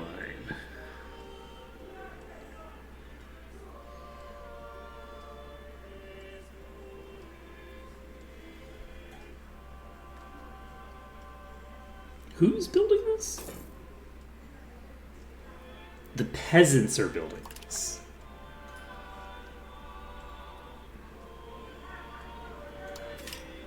That's very rude of you to make pirate havens, I'm not gonna lie. That's not optimal for me.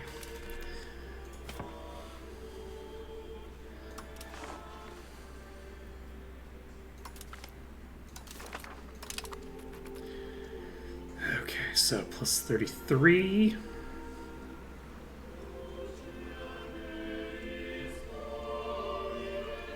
All good. So when does the next age tick up? Okay, we have until 37. So we have another 27 years before the Age of Discovery ticks. That'll give us plus 2.5 extra exploration progress. We will have 25% less colonial maintenance.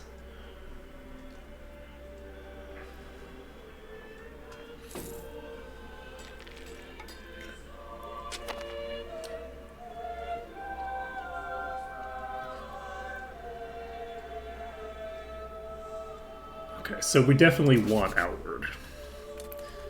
That seems like a thing that we want. Why does nobody want to marry me? Why does no one want to marry my kid?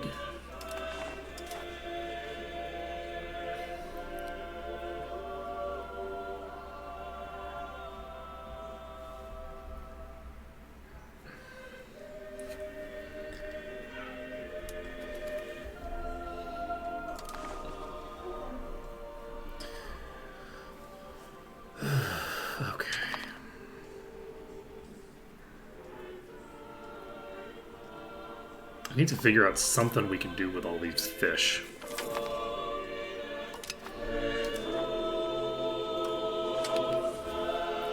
Promote urbanization is available. I love this. It's going to be hard to pass it.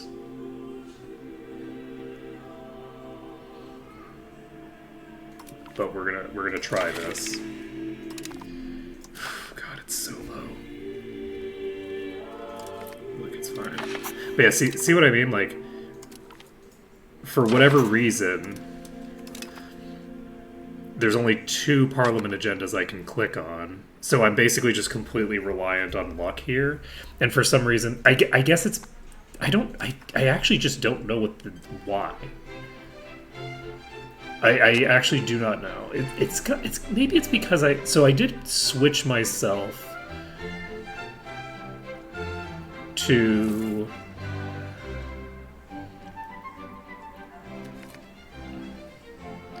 okay, we gained 5% support. That's not enough. We need to like be given an event that gives us like +10 from here.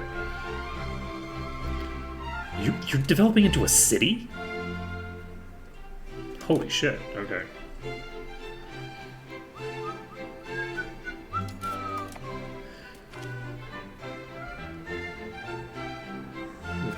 Plutocracy.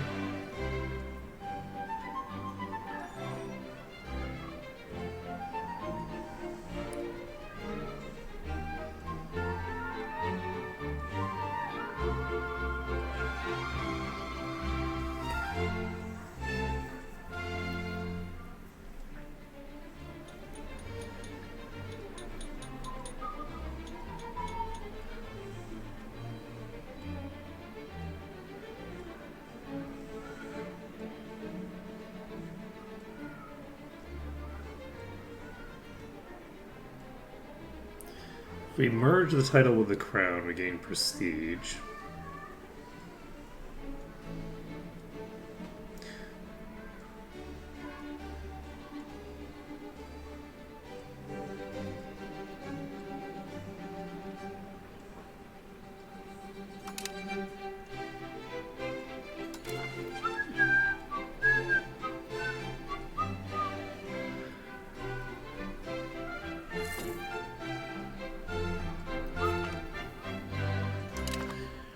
Okay, we finished Fertile Lands.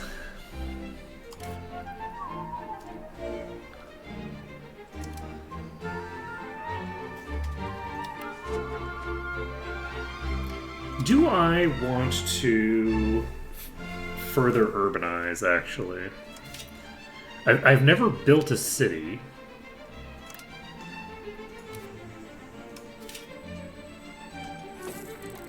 And I'm curious what I get if I build a city.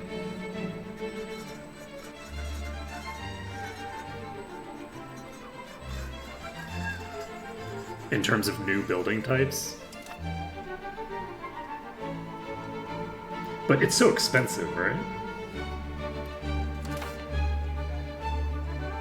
Yeah, unfortunately I don't see any way that we're gonna get our parliament support. Like, we just can't pass parliamentary issues anymore.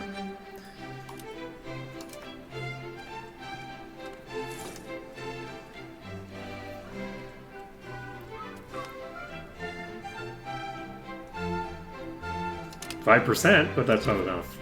Even with 2 events that gave me +5% and doing all of the bribes I can do, I'm still not getting there.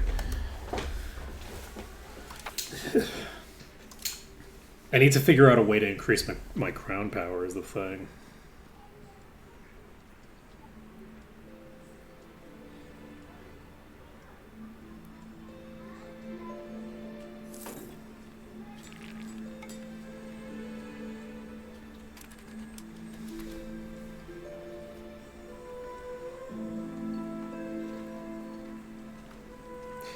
Yeah, if I could get the Kshatriya under control, that would be very helpful.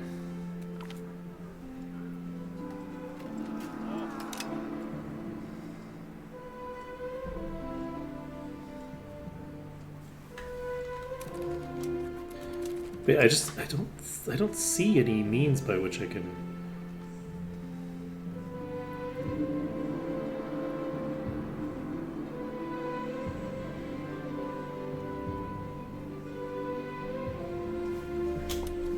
Okay, bye.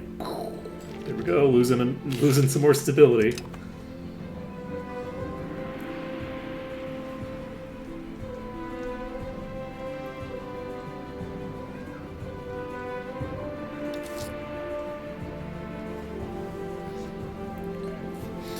We're minting the correct amount right now, I think.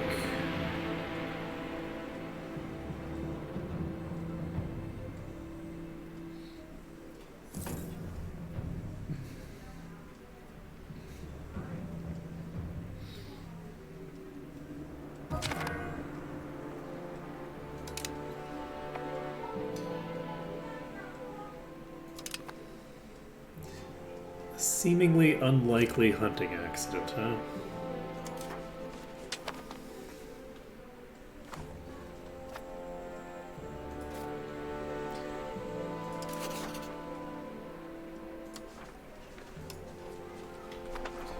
My heir is still unmarried.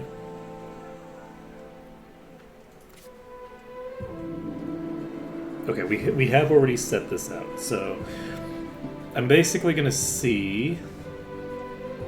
What else do we need? Let's start building more ships.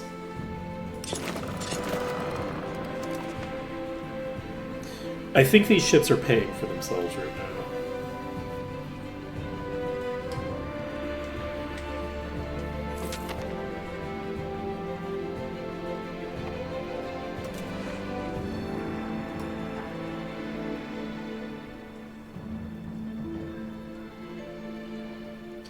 Could get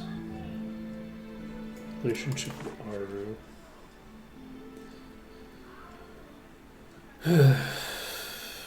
So, I think the at its core, the thing that we need to prioritize in the early game is income. Above all else. Above all else, we need income. That's what I did this run.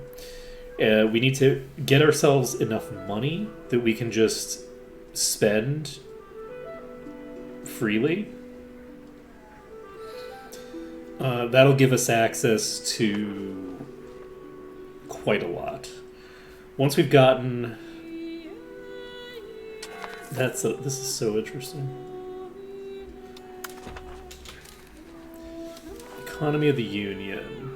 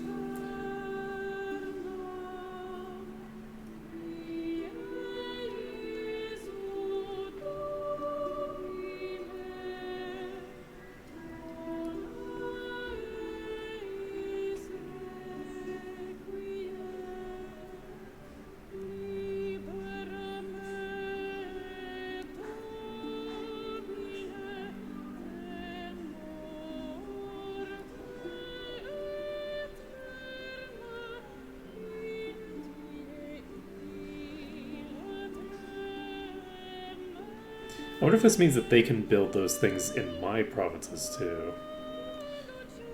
Which would be kind of interesting.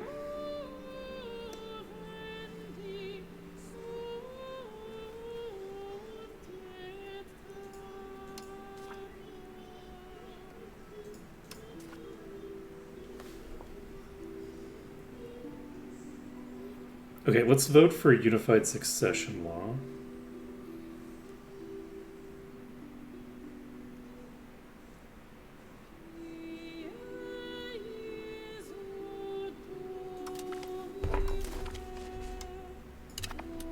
And that'll allow us to then do this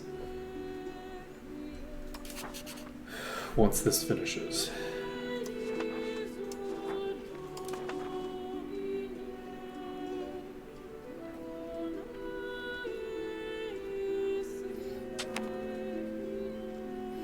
We have 3 colonies right now.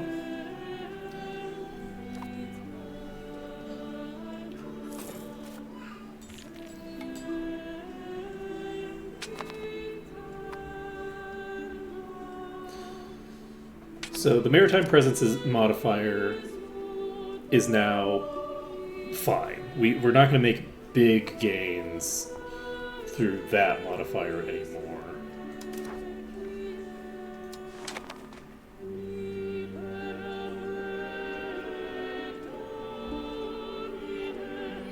Could improve the relationship with Logic Grace.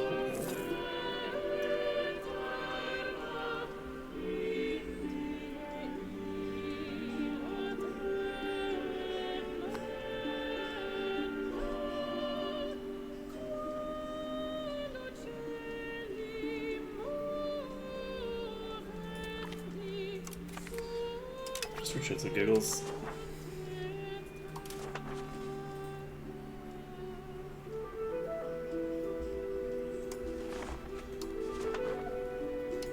It's funny because the number keeps changing randomly.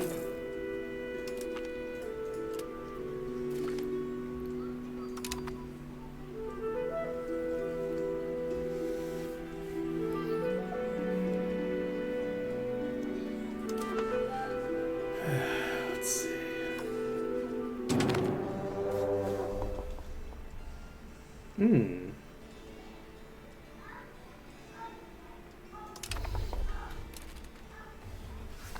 Okay. Interesting. Okay. Well, that's fine. So we're finally at war with Khmer. We have a huge navy.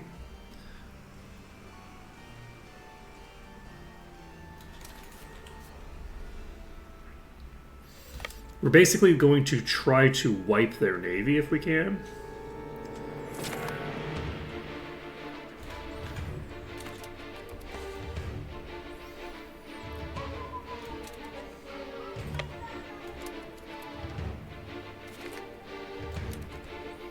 Okay, we just wiped out 2 galleys.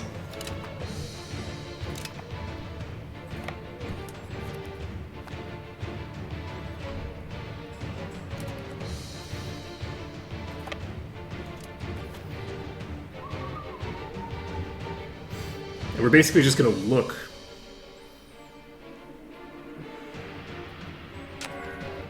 for more ships.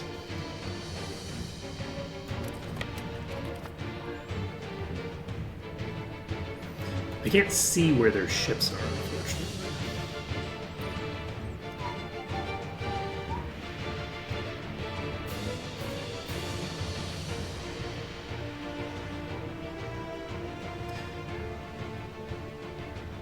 We cannot fight their armies. Just period. There's just no way we're fighting their armies. Khmer has 3 transport ships plus whatever mercenaries they hire who do not show up on this list.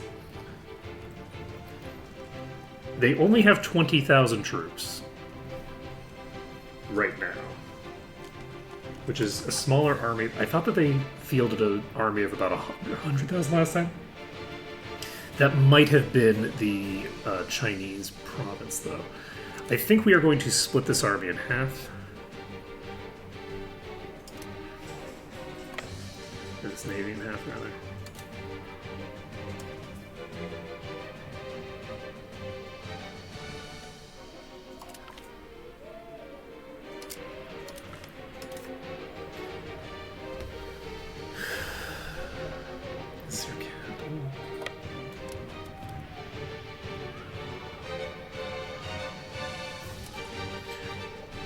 What I'm basically looking for right now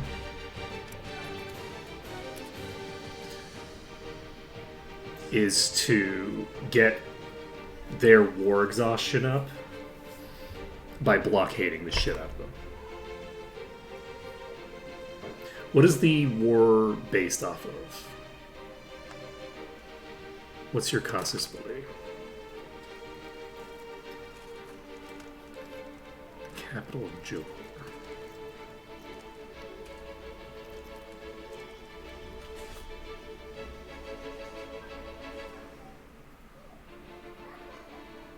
Who is the primary belligerent?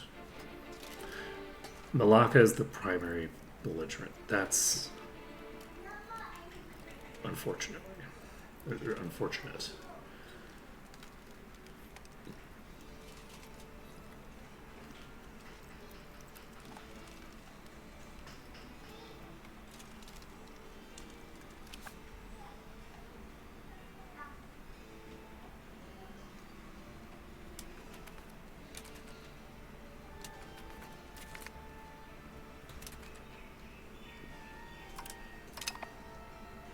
Okay.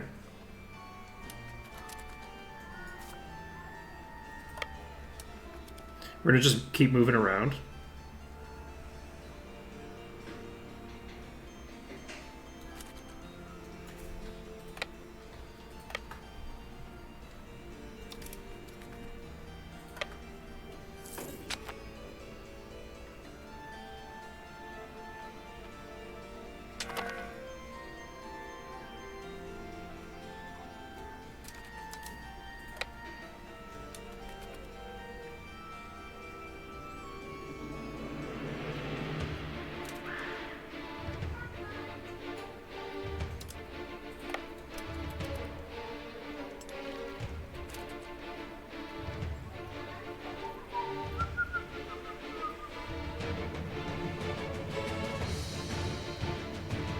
Alright, we're sitting on 3% war score right now.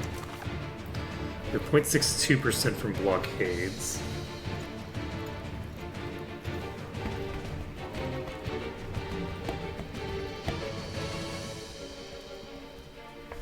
So they're going to start accumulating war score eventually.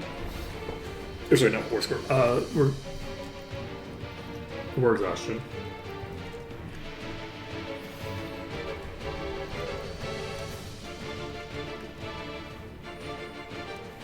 They will capitulate if we bring them up to 19 war exhaustion. I think we split you.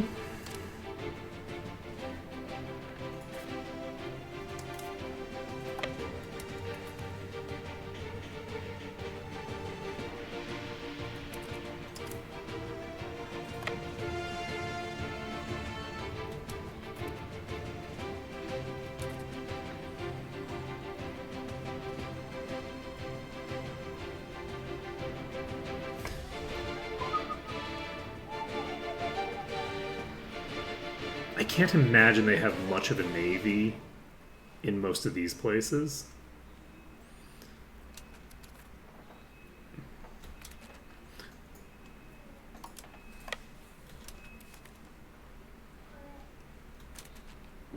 They just send 1,000 troops on a ship that I hope I can reach. Please, please, please, please, please, please. I like how it says total casualties 1, and it's like, yeah, we blew up one ship, but it had 1,000 troops on it. Okay.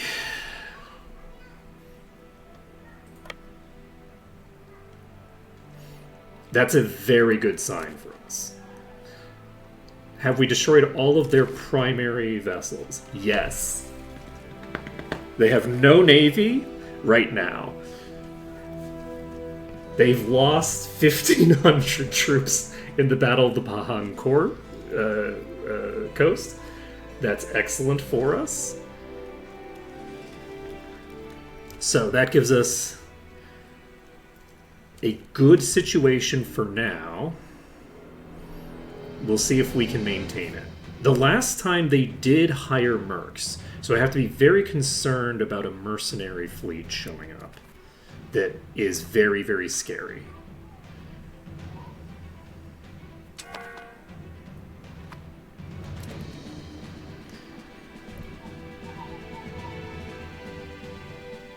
Okay, things are going fairly well for us right now. We can build another die maker here.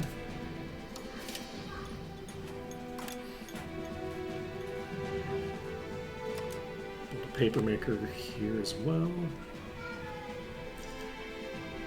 Yeah, ticking war score should be working in our favor right now.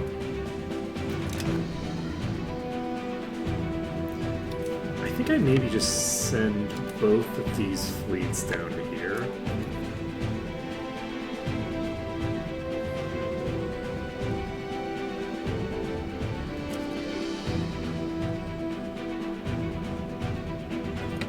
No, I'll send one of them over here.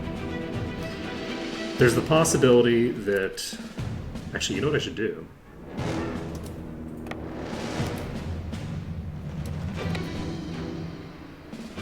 should do this.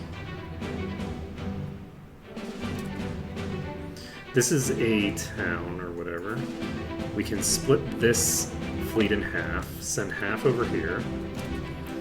We can split this fleet in half. Send half here. And let's get that war exhaustion moving. Eventually they're going to get military access through Sukhothai, I assume. So it's just a matter of time.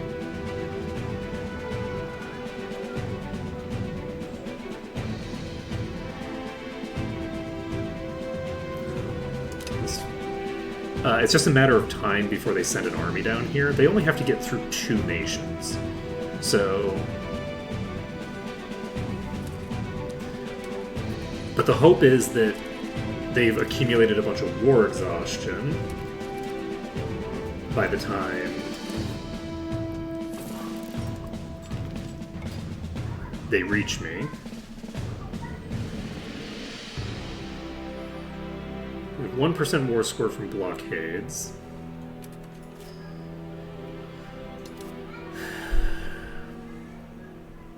Can we see what percentage blockaded we have?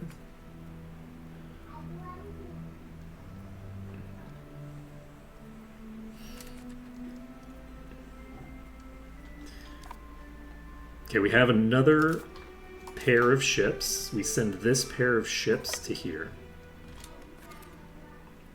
And then we should have pretty much perfect view of the coast if they decide to send a bunch of fishing ships or mercenaries our way.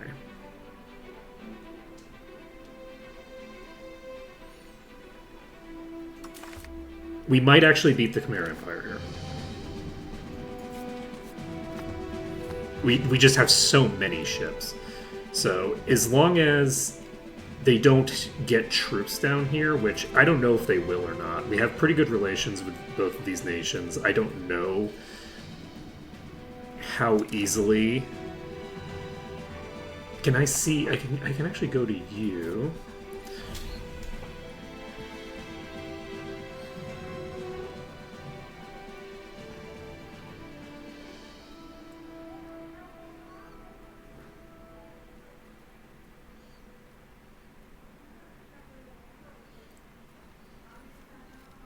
They have an alliance with you.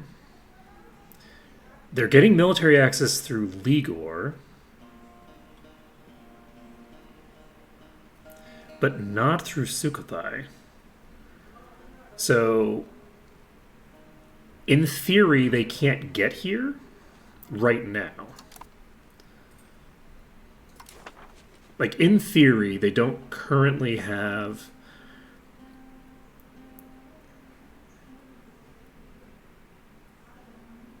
a means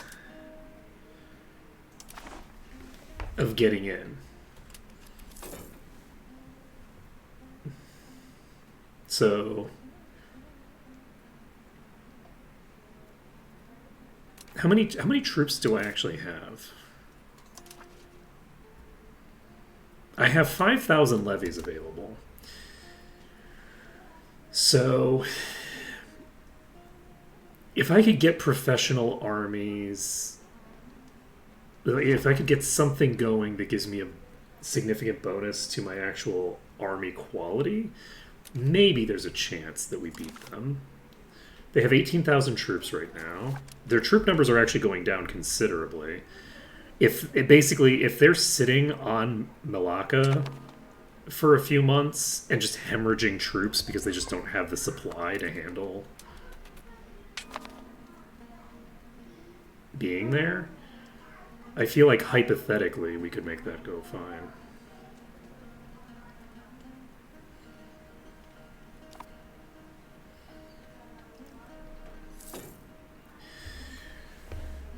It is funny that last time they had a bunch of merchant ship, or sorry, not, a bunch of mercenary ships, and this time they just don't.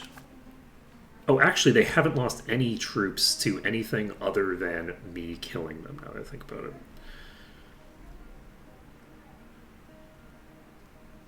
All right, we have 7% war score. How is your thing going? They have a little bit of war exhaustion. Getting up to just one war exhaustion is very meaningful. Getting up to one is a huge drop in their combat performance, which probably doesn't matter that much. But it also massively hurts their economy, which probably matters more, and reduces their desire to keep the war going. If I can actually just sit my fleet here and defeat the Khmer Empire by just chilling my boats, I am going to be very excited. Because this is a proof of concept right here. If we're able to beat the Khmer Empire because they have bad relations with their neighbor, right? Like Sukhothai, they just have bad relations with. They can't get military access through them. That's what I'm assuming is happening so far. If that's going to be a thing, right? They have access through Ligor. They don't have access through Sukhothai. If they can't get access to us by land and they have to go oversea, then starting fairly early in the run, I think we can just spam ports, like spam fishing villages, which also give us more market power, and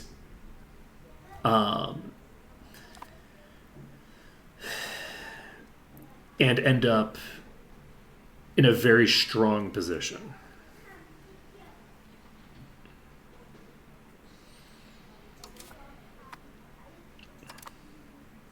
I mean, right now, 8%.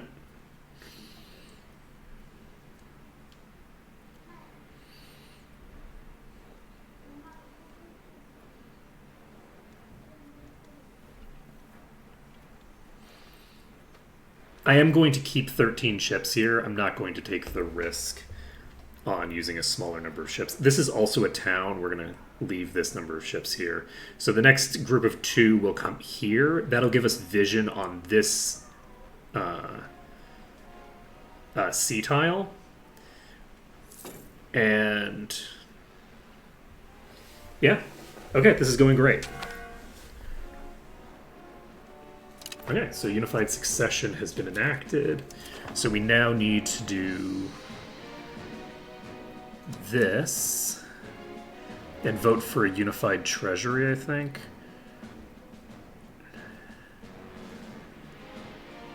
I think we just want to re-annex Malacca. I don't think that we want it to be... The fact that it's an independent nation means that if somebody declares, as an example, Khmer declares war on them, if I had an alliance with Majapahit, it wouldn't help me here. An alliance with Majapahit would not mean anything. Does it even call my vassals into the war? I don't even know if my vassals are in the war. I guess they probably are.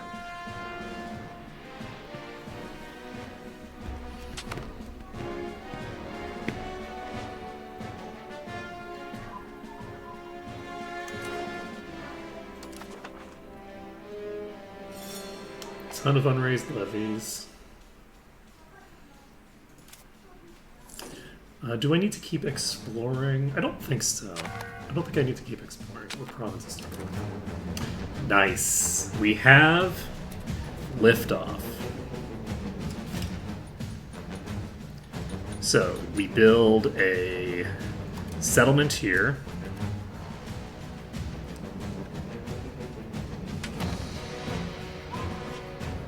Do we want to build all these things?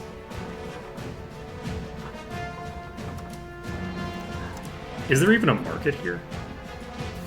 Do we have to, like, build the first market? Okay, I'm curious, like, what market access? So this is part of the Turnate market.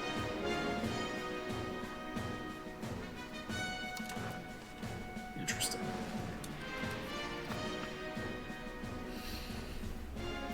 I feel like we might want to make a new market because I don't think that we're going to take control of Turnate. Though we could maybe. Can we diplovassalize you?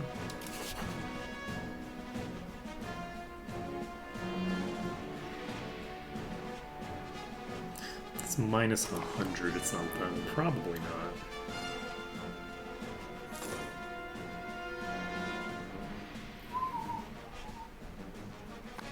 not. Okay, well.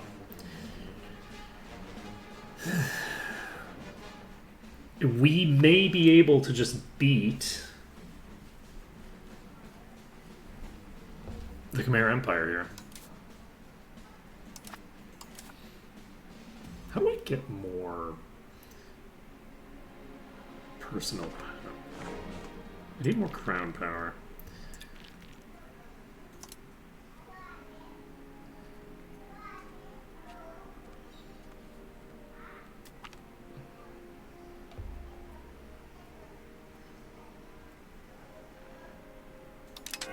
Blah, blah, blah.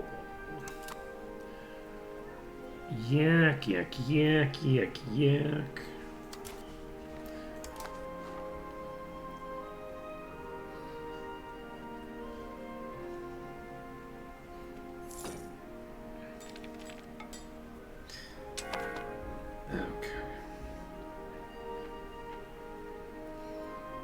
We're up to 10% war score. Looking good so far.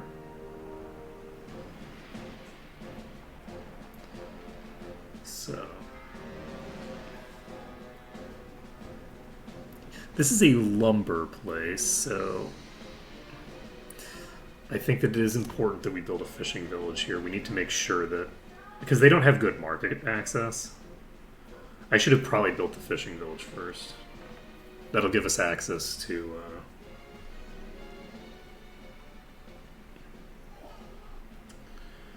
some good stuff. How do we feel? Feel like building something in Temasek? I think we feel like building something in Temasek. Whoa.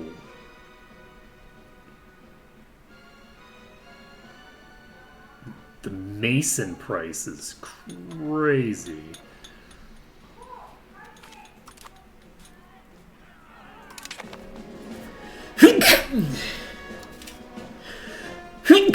Oh shit. Okay, we're fine. I sneezed and like my mouse shook at the exact moment that I was clicking. Okay, we're fine. We need to build more masons. It's too expensive to build shit right now.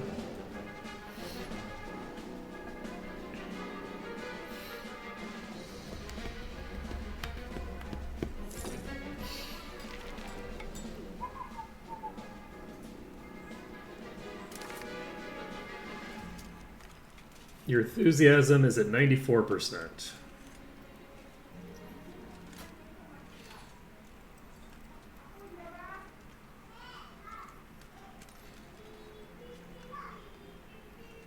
Your war exhaustion is going down. Not up.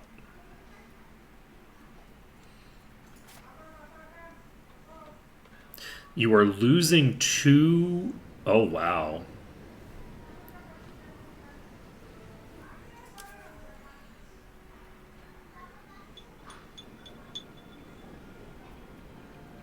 No trade capacity.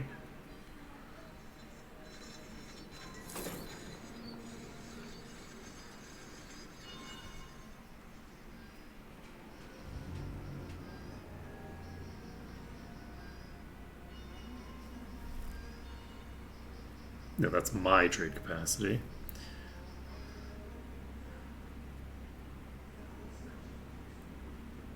So this is blockaded by enemies. Okay, so this is a required blockade capacity of 2.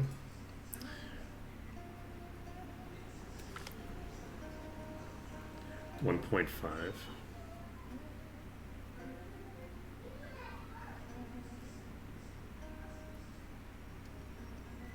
I think we do the estates because we can make more money that way. Okay, so you require.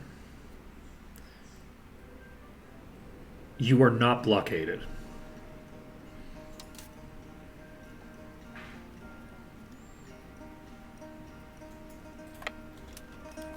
Are you blockaded? You are currently blockaded. What is your blockade capacity?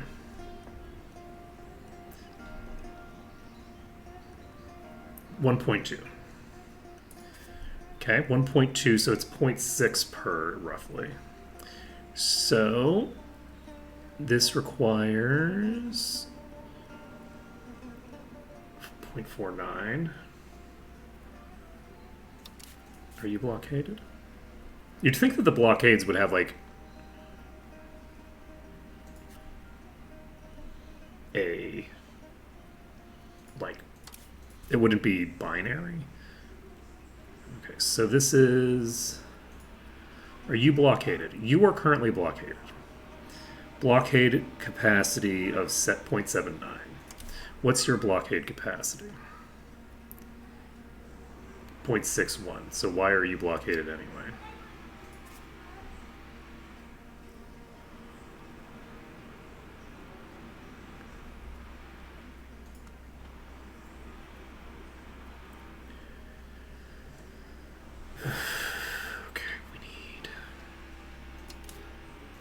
The blockade capacity we need here, 2 plus 1.5. So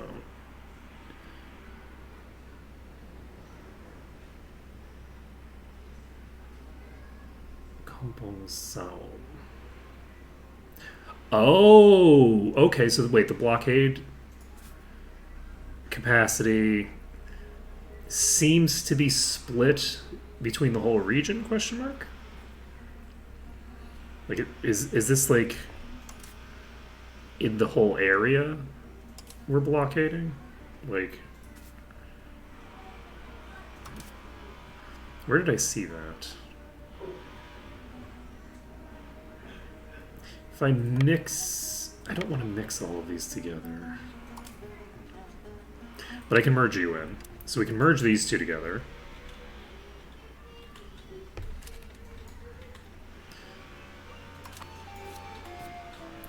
I don't want to merge all of them together because I want to be able to see everywhere. I don't want them to slip some ships through.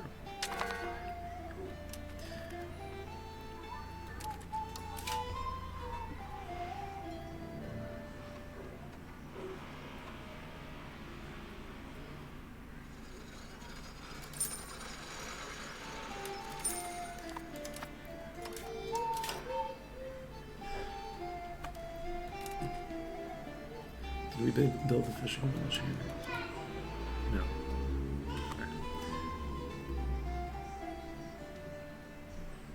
Okay, we've got our ships.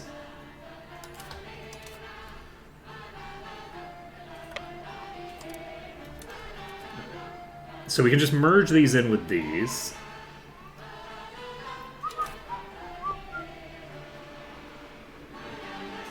So they're only currently blockading Toek Khmer.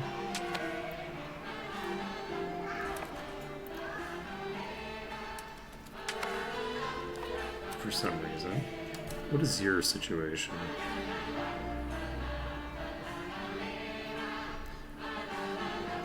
Okay, we're gonna swap these.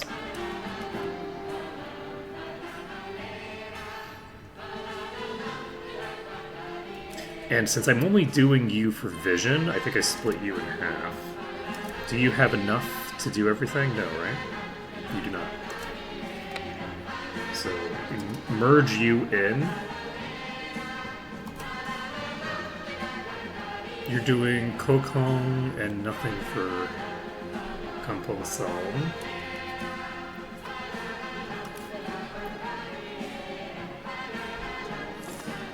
Alright. This gives us an idea of what is going to be required in terms of... I did not start building the next fleets. Whoops. Whoopsie doopsie. And I'm sure I can make usage of all this additional naval presence. That, like, this is a good investment financially.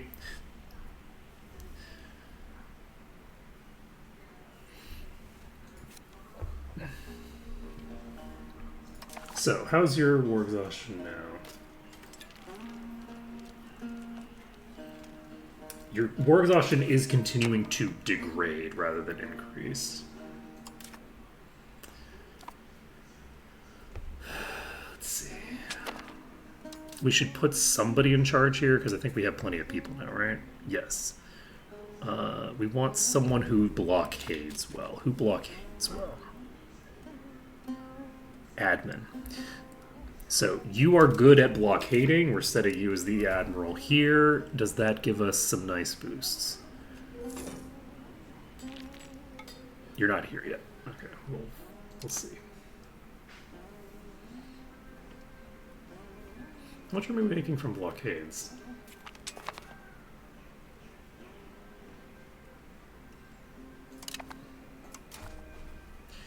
Okay, you can't actually get married though. Invite settlers? Nope.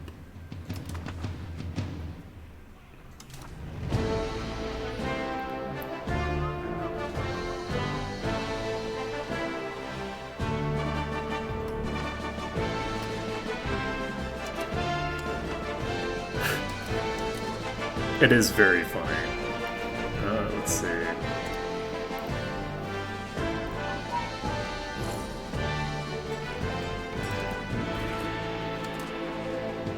Okay, we have recruitment speed 20%.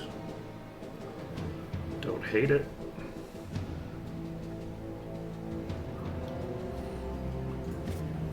Okay, Tomasek. We could build a hospital. I think that a hospital is a good idea at some point. So, oh right, yeah, it's so expensive. Never mind. We're going to build some more masons.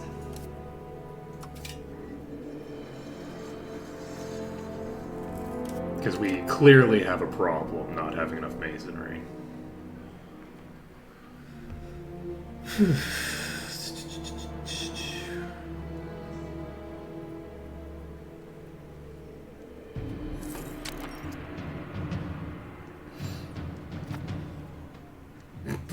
I mean, this is going fine.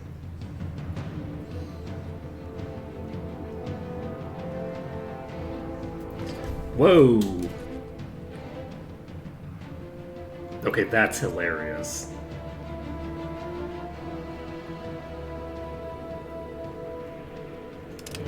So they sent a bunch of transports out to try to break through, and they failed badly.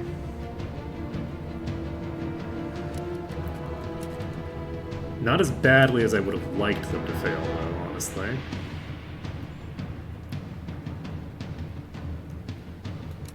Are you able to repair? Who was it? Is it you?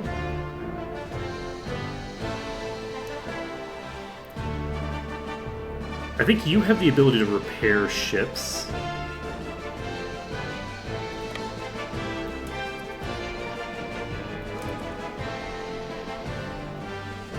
Yes.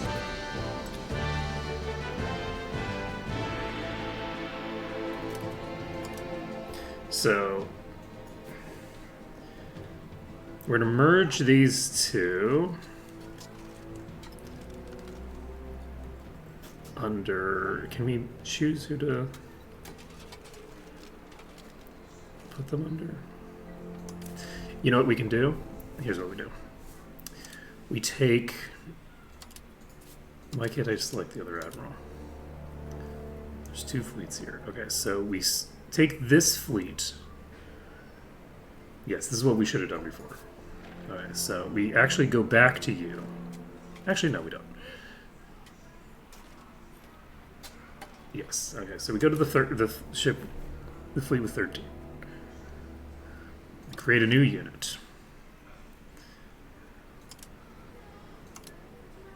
We remove these 4 units from it and send the rest over here.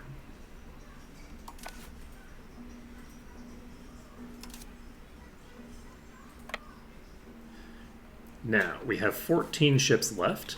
We've mixed them together, and we now have the ships that are damaged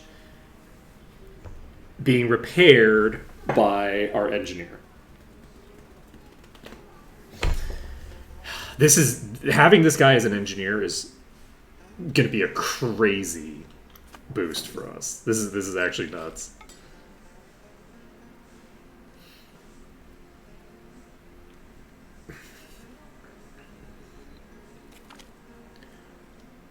Okay, we have unified treasury now. So that just increases our unification level. It's not really that important.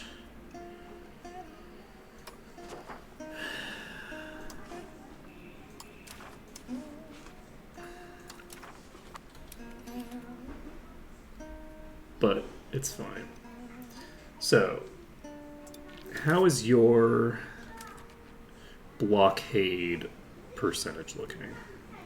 You actually have more places that you could be blockading if you had more ships. Oh man. It's going to be crazy when we get like a proper fleet going. Because like we have an okay fleet right now, but we can go so much harder.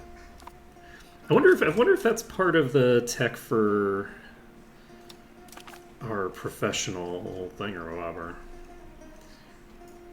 Probably not. I think banking is probably... Yeah, banking is where it's at. We need to get a dock. Oh, man. Okay, so let's take a look at the institutions map.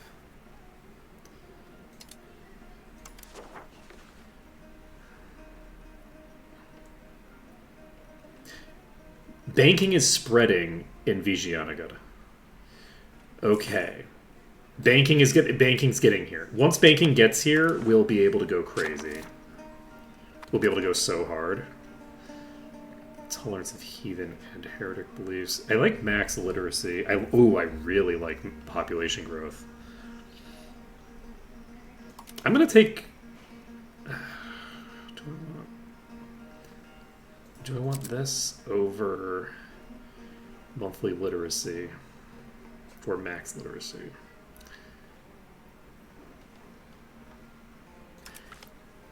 You know, this increases the cost to court by 3%. That's a huge increase. Also decreases the efficiency of the cabinet. That's fine. We'll do this. Get that max literacy up. I love me my max literacy, y'all. Speaking of literacy, 25 and 28. Our literacy rate has actually gone down.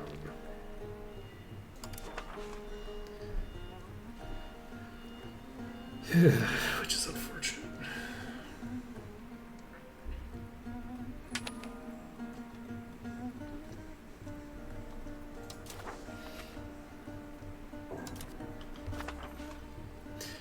Well, Khmer Empire is in trouble. They have 1 galley and 17 transports. They're all here somewhere. They're in one of these 2 provinces. We have the ability to repair while we're out here, which means that, in theory, and the transports that they have are almost certainly just fishing boats. They're not like proper transports. So, if I had to guess, we can start the annexation of somebody. Who's this? Palawan. We don't need to Palawan isn't getting annexed. They're staying. Probably permanently.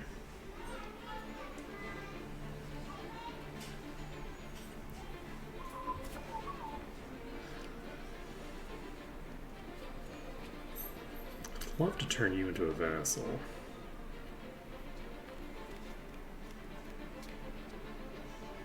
Oh, it's only minus 11.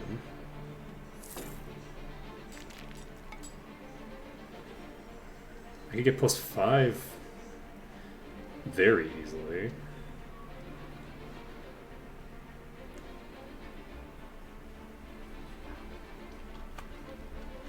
I'm not going to worry about it. We should be able to, at some point in the fairly near future, get ourselves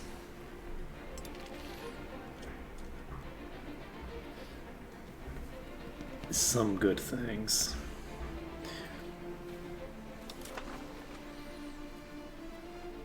I am curious what we'll get out of this. They're the number 8 great power in the world? Wait, though. We're currently fighting and winning against the number 8 ranked great power. Man, I love navies. Navies make me happy.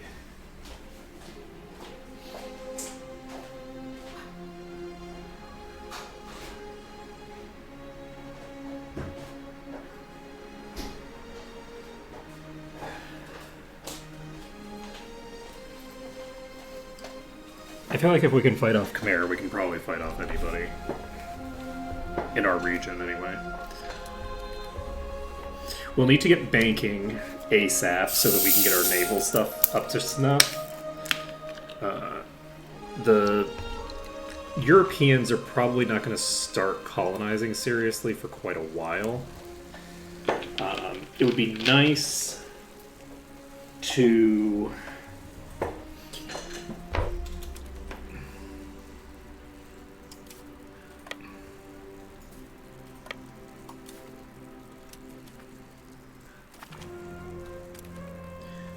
Okay, they lost before anything interesting happened.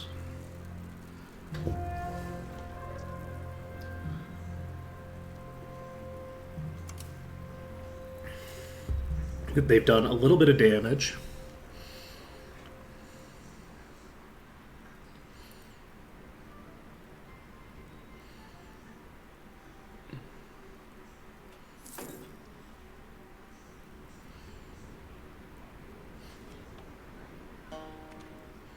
Whoa!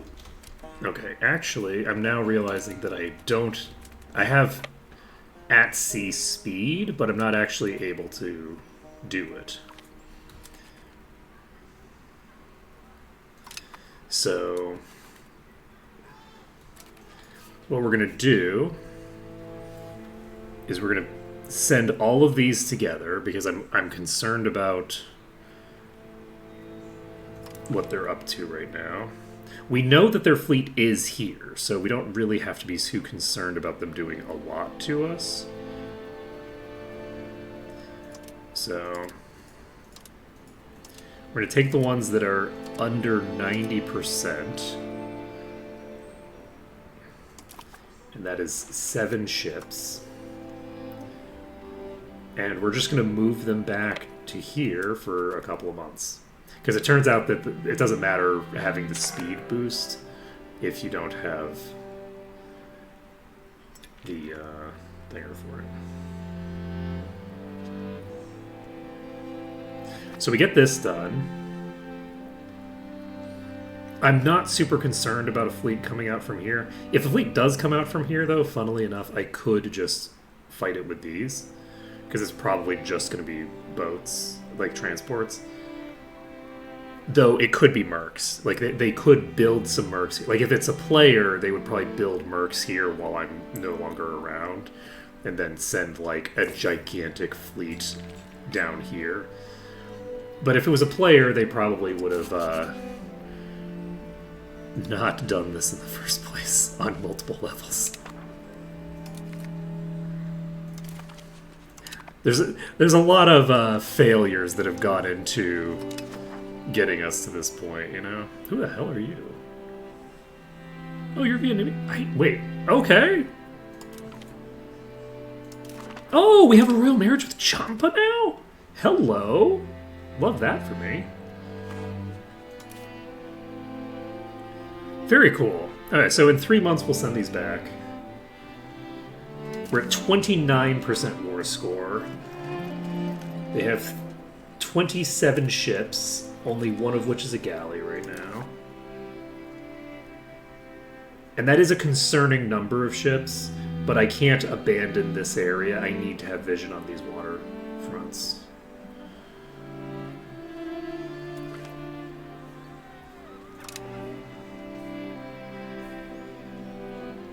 Okay. How are you doing? You two can go join this navy. We're just gonna keep building ships. This is our primary goal right now, is to have so many ships that people don't want to fuck with us in the first place. Because I don't really want to be fighting wars like this. It's like not something I'm interested in. It is actually funny though to be fighting the rank 8 great power and just be like, fuck off. Fuck off. No. Not allowed.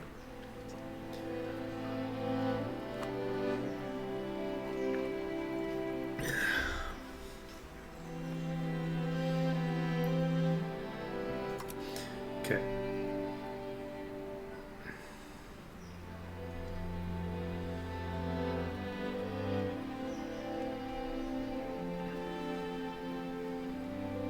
I think this is going to be very funny.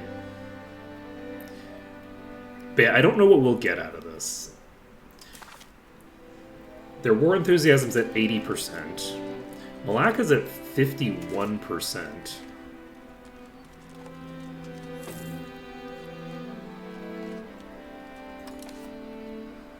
Why is Malaccan military strength giving you such a penalty? Shouldn't that just be based off of your current power relative to how much you're supposed to have? Alright, do I just take all of these over, including the one...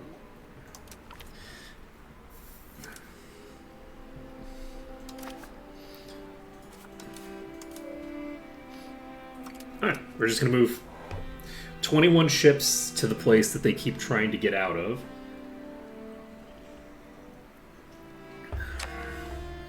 They'll send one ship here.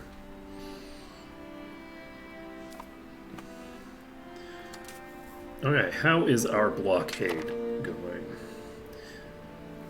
The funny thing is that if we didn't have other needs, we could...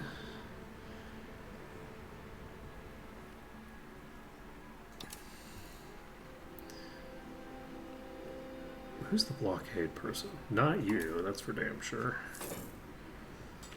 Yeah, you're pretty good at blockading. Okay, you're finished. We just pull up. So now we have more ships here than they do.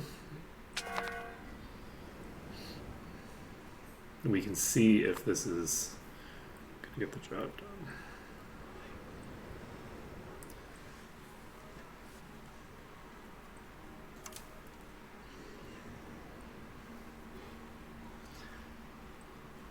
And yeah, I'm going to keep these here. I don't think somebody's going to show up here, but they could if they send any of their fishing boats out, I am boned. Like, I can't not handle an army showing up on my doorstep right now. That's just not a thing I can handle. So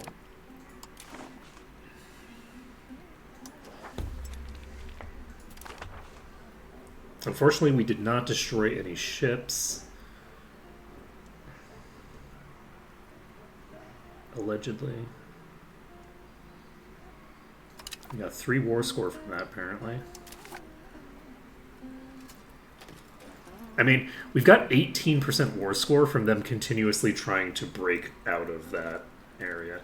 They have 1.5 war exhaustion now. So... Who lost a ship? When did we lose a ship? We didn't lose a ship. What are you talking about?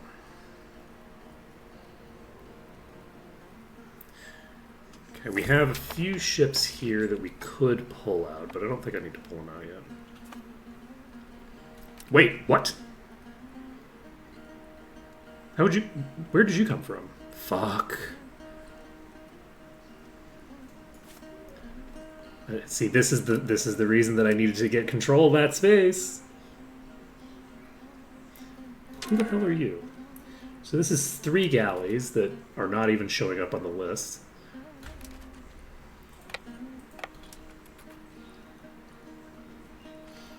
Okay, so hopefully we take out these galleys completely instead of them just retreating. They do just retreat. Love that for me. Where are they going to?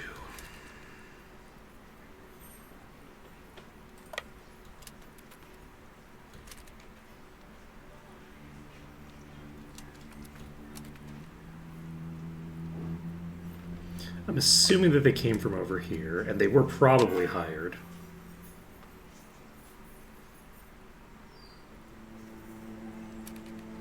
Wait. Oh! Who's this? Some random duchy joined the war?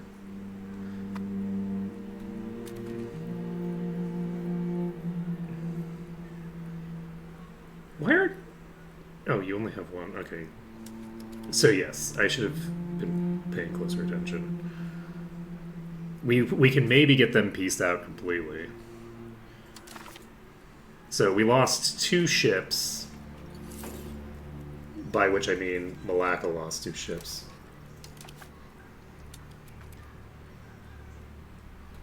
Unfortunately, we now have a situation where we can't guard all of our flanks simultaneously.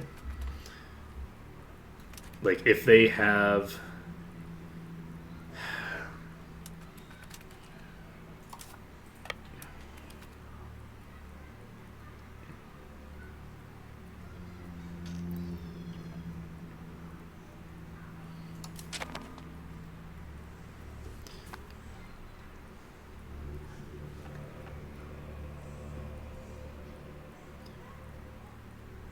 I don't want to use less than 10 ships here.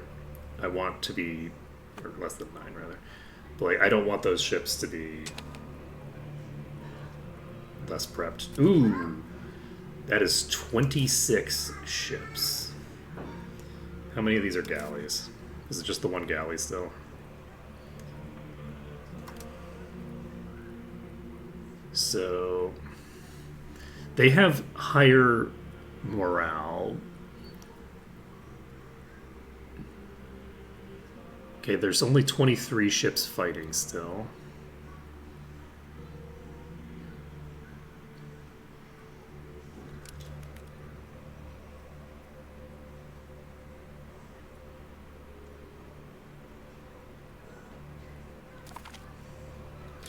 Okay, they actually did lose a ship there. I don't know what this symbol is. Is that sailors, maybe? So they've gained another point of war exhaustion from this. And they attacked us again? Immediately. Lost another ship. Sent some more out. Lost 3 ships. Wait, how many times did they send those? Okay. Let's go. We're up to 44% war score.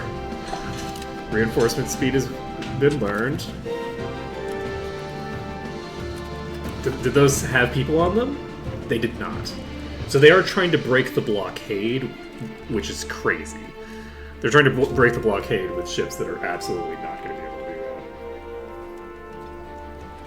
that. I will say, though, this is a very big military. This tiny nation over here, if they manage to send some troops down, could wreak havoc.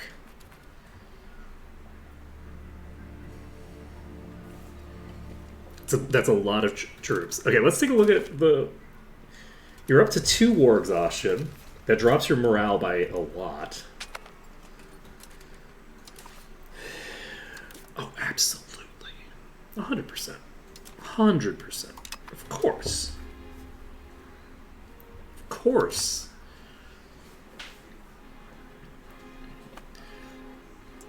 My beautiful baby who brought me into a war with Khmer. Of course, I will happily give you access to food.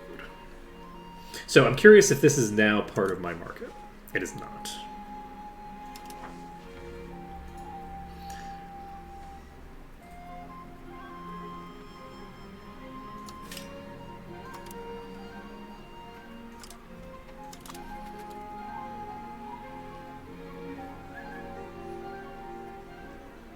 Oh, you are way bigger. Okay. I was like, this tiny thing, is that?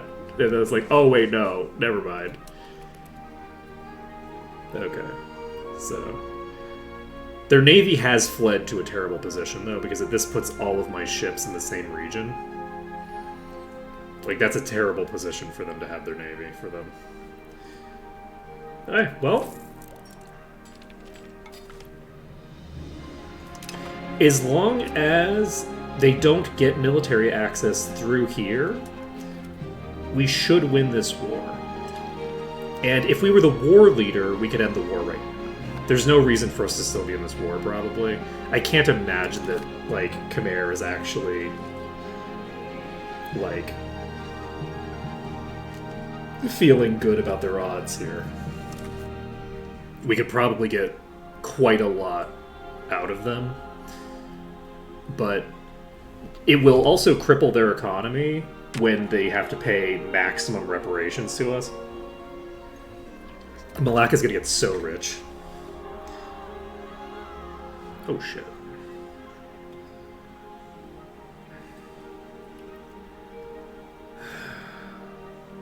We're not gonna meddle in private business, which means I am going to have negative stability again, which is fine. But it's better than going into debt. Heard it here first, folks. Going into debt is worse than being unstable.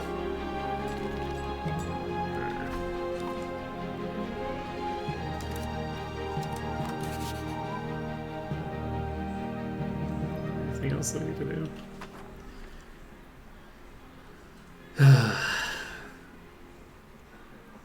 They brought such a... It's so funny. They brought this ally in, and it's like, man, Sukhothai, they are doing the job. They... MVP right here. Fucking Ligor gave them military access. So, if they weren't holding strong here in Sukhothai, we'd be fucked. Let's go. Khmer paying war reparations to Malacca. I wonder how much money this is. And they also broke the alliance there. Okay, so, and that's a full piece, right? Yeah, that's with Khmer. All right, we're set. We can leave once. Why is the map still acting like I'm at war with you? Okay, I'm not at war with you anymore. I don't have to worry about screwing myself over by moving down here. I think I'm going to move here. Okay, so next on our agenda is to do what? I guess basically get all of our fleet together, split them in half, and send them to here. I can invite an artist. Nope. Nope.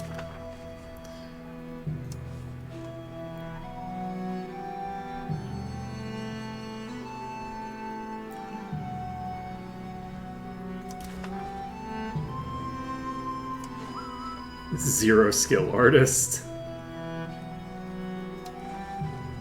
Nope. Did our artist die or something?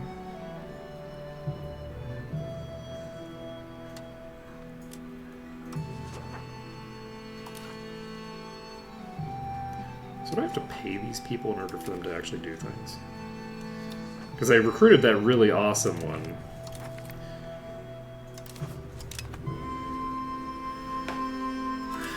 We have an artist.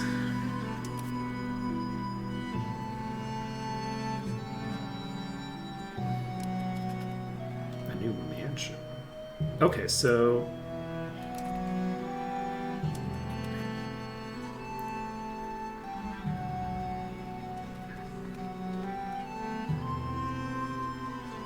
it looks like we have two actually, but I'm not gonna second guess you too much, you know? Okay, so how much we need to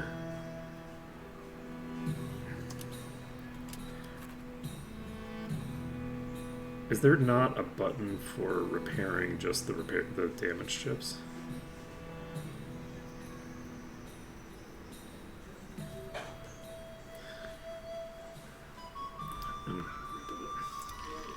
Okay. Okay, we have 69 sailors going out every month now. How are we doing over here? I think we stopped building ships temporarily. We now have 34, and we're expected to have 24. Because we've just gotten so freaking crazy.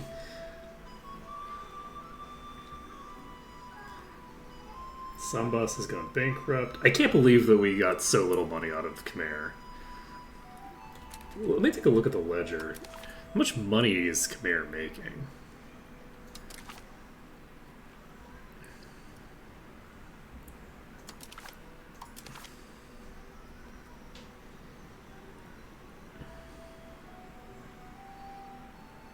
I guess, like, can I see?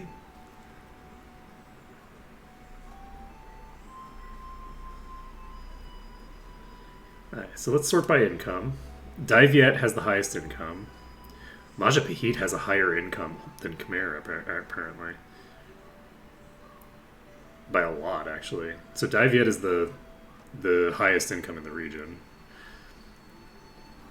We have to scroll down quite a bit to get to us.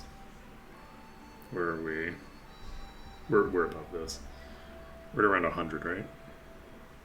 105. Okay. Well, now we know how much room we have to grow. The financial stuff in this game is really interesting. Just seeing like how big of a difference there is between the income, like having an income of 400 in this is like before the start point of the previous game. The economics are going to be very interesting, I think. There's going to be a completely different scale to the numbers.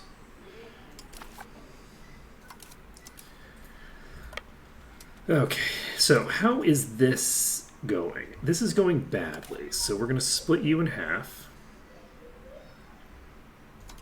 And we're going to send you to just hang out over there, and you are going to be... It's very funny seeing Ruthless Blockader on someone who's very bad at blockading. I can go with you. You're decent for what we're trying to get done. Okay. So we're only losing a few sailors now. We don't have enough of a navy to really blockade at the efficiency that we would like to. But I feel like we're doing okay for ourselves. We don't have a ton of income here. Okay. It was a good read.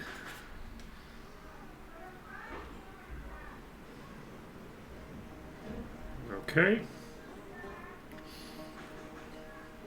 So this is finishing up pretty soon.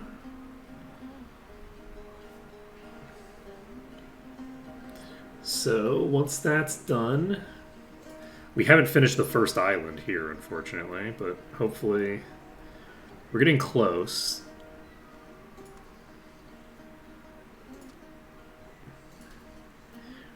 Is Ishigaki the first island that we're doing? I guess that makes sense because that's why it has such a high population. Never mind. Am I not doing... Which island am I doing first? Okay. Okay, we're doing the most populous island first. It probably wasn't the most populous island before we showed up. It was not, I don't think. So that's going to be pretty big. How are you doing? Okay, we can just merge you in with these. Now, let's take a look at our market access. The Temasek market, for whatever reason, doesn't go into there.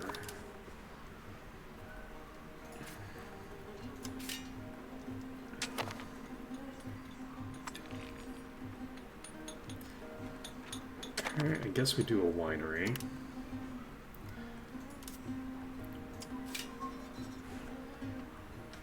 Papermakers Guild, Taylor. I'm gonna go with Papermaker for now. I'm actually just gonna do both of these immediately rather than wait. I should probably do some investment here. Let's build a market village here.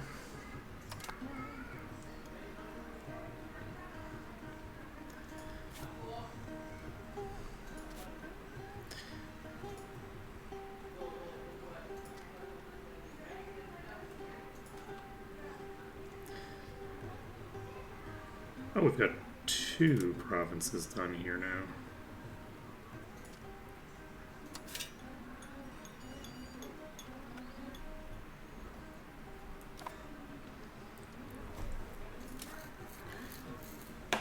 I think what we're going to do... I think we do create a colonial nation down here in Australia. I think that's the easiest thing to do.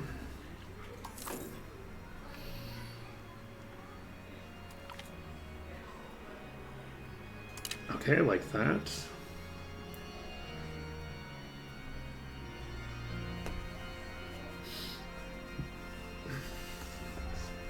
Yeah, we're managing to pull this back in the correct direction. My hope is that I can get up here.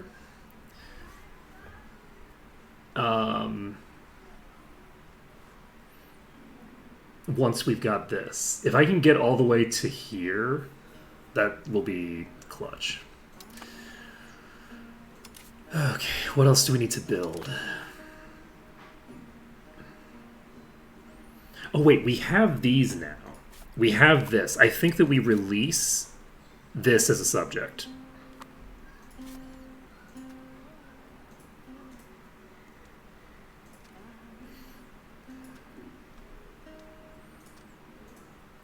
Do I release you as a subject? I think I do. I think that you probably can handle yourself. If I release you as a subject, you'll probably be fine. We will create a subject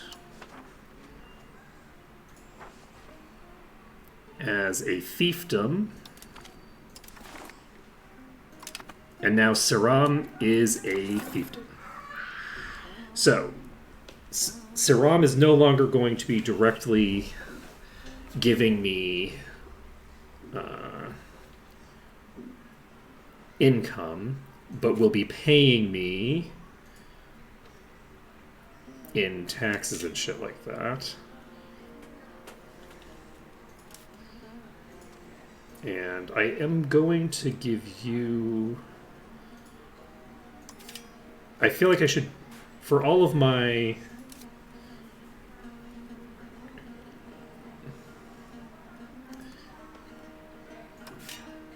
For all these little micronations I'm building, they should all have a full complement. They should have like a market village built everywhere at the very least.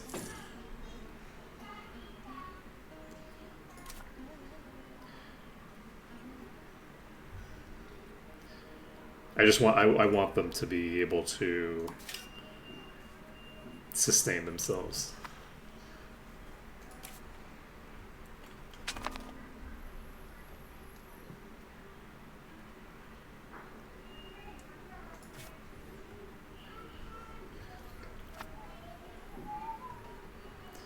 How are you doing? You have literally nothing built.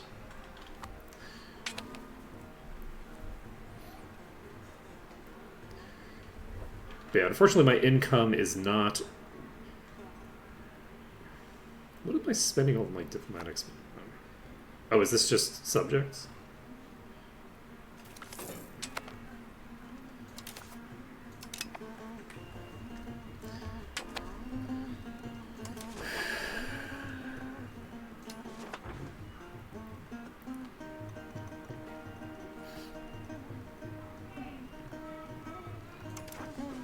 I'm not going to be able to do any of those right now. I'm not going to call Parliament for a while. We will call a Parliament when I feel like I can actually make it happen. So this is going up by 48. Love that for me. So in a year, that'll go up by 4.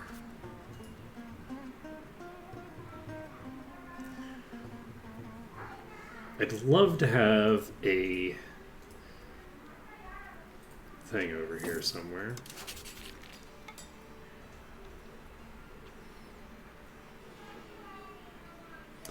We're at minus 39 right now.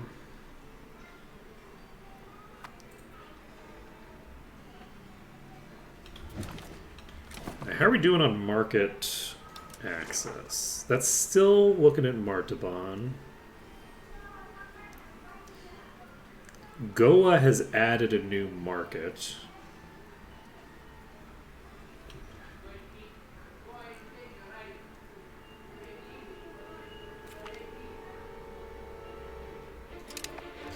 Yeah, they probably don't need that anymore.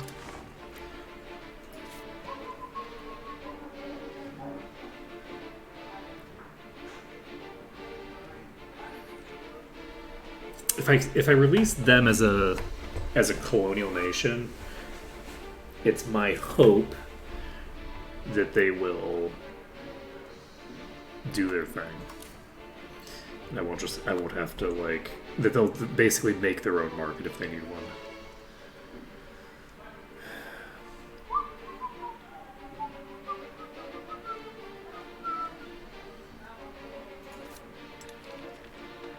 Oh, Ashikaga actually has someone here? It's crazy. Oh, Ashikaga is actually colonizing fast now. Oh, they're colonizing fast because they have a province. Yeah, that makes sense.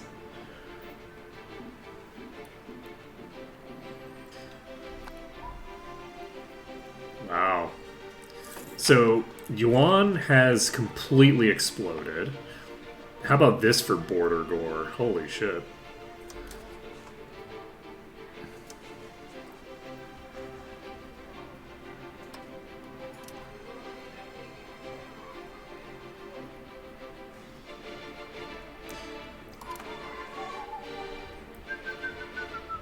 I don't have to be quite as concerned.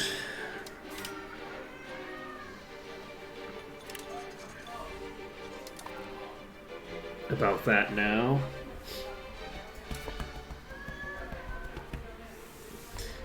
But yeah, Malacca has 5,000 burgers working.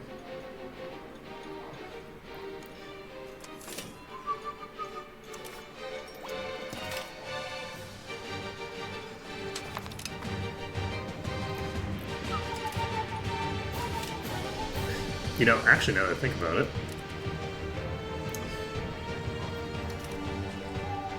I need to take a look. Where do I need to import from?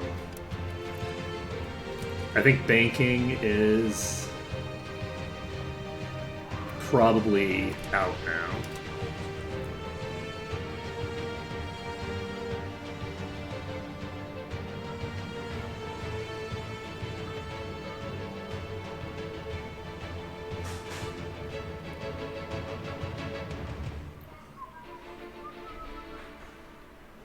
So if we go to Vijayanagar, this is a market, right? Is this a market center? Let's take a look. Yes. So if I could import from that market, I could spend. I'm gonna spend about 10 of my. Actually, give me 1 second first.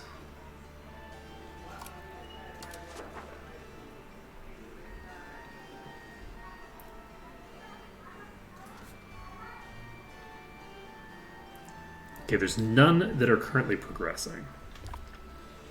So let's get ourselves to the markets. We're going to this market.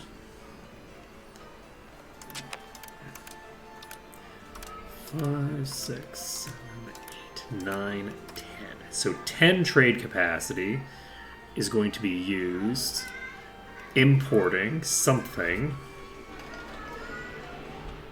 from Vijayanagar.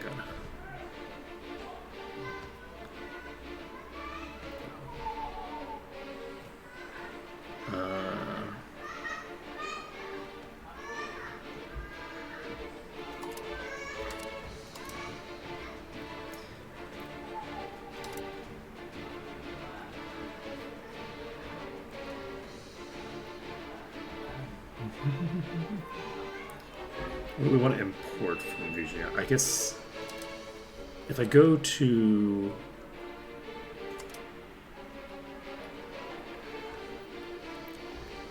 there's an easier way to look at this, right? Trading. Okay, there we go.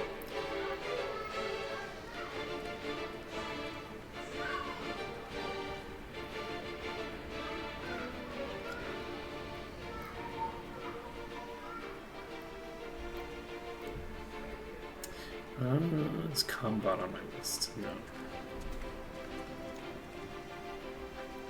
Okay, that does mean that I probably have to do this manually. Let's look at our markets map. What do you have a surplus on?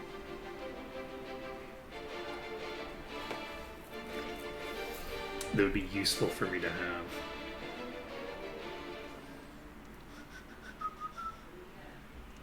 You have a huge surplus of livestock and elephants. Let's see if importing elephants can make us any money.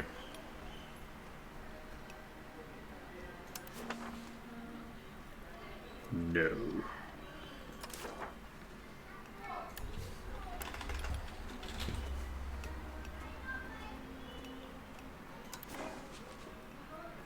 Yes. Okay, we can do this. It doesn't give us a ton, but it gives us it's a bit of money, right? We can make a little bit of money off of that. We are finally getting our coastal fort building available. That'll be nice.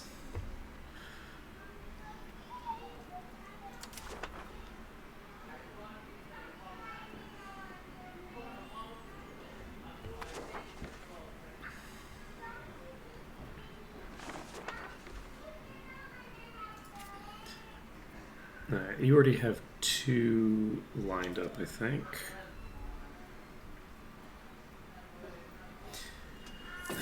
Let's go down to Sarum and make sure that we have all the buildings that we want down here. We don't have anything useful here.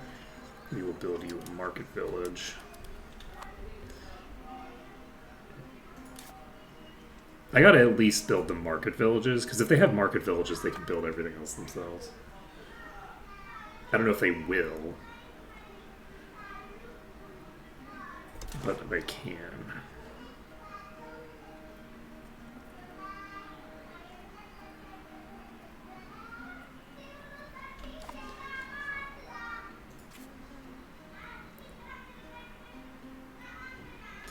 Okay, how many EMF people? Okay, blockade standards are slipping.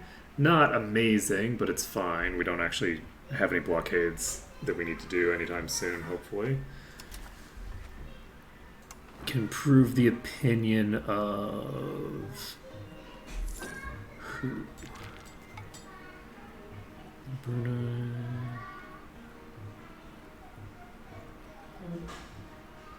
We could improve the opinion of Ashikaga, which is kind of funny. Let's do this. I don't know why they're showing up here. Let's improve Ashikaga's opinion of us. Why the hell not?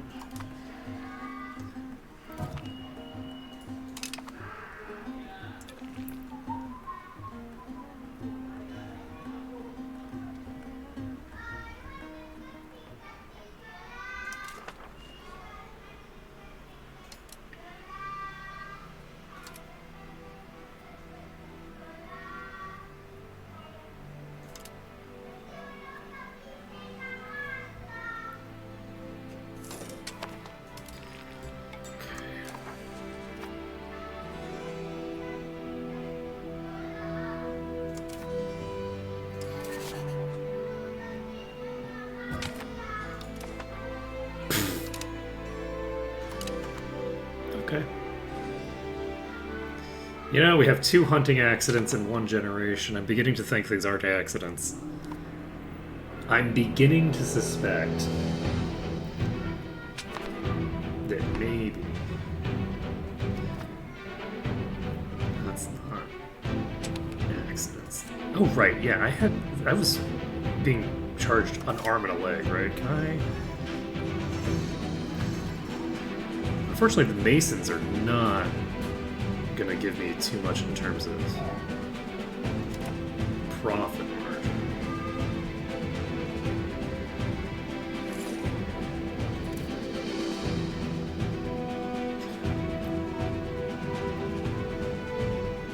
It would be nice to upgrade Daik. If I could upgrade Daik, which I think we have pretty good... we don't have very good naval control here, but this is a province that I haven't really invested much into. So we could get a decent bit of stuff building over here. Okay, do we have market villages everywhere? You know what? I think I might actually do that because I can't pass anything through Parliament anymore. So I'm not going to get any new cities that way. So I think that we upgrade Daik manually. Oh, right. I need to check my institution spread. How's my spread of banking? Why is banking not progressing? Where's that trade?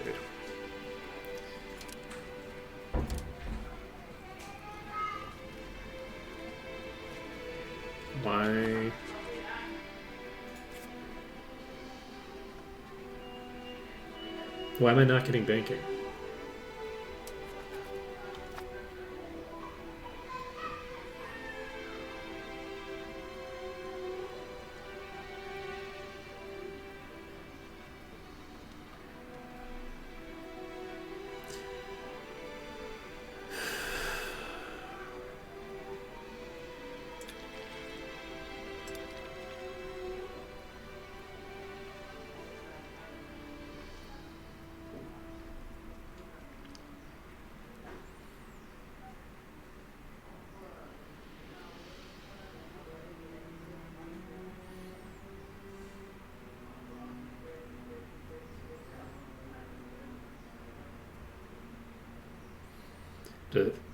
I mean, it worked with professional soldiers.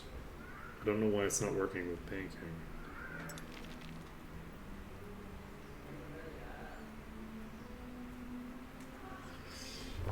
I think I'm just going to hold on to this for now because, weirdly, my income has gone up considerably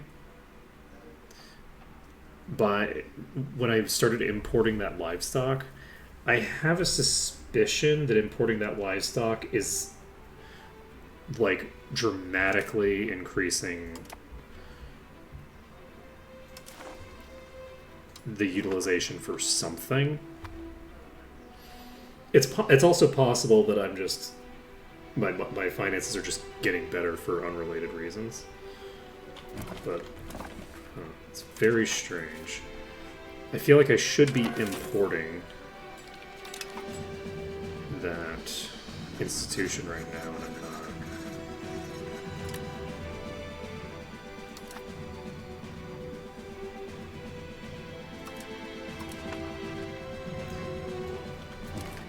Maybe you have to import it from a market where it's been embraced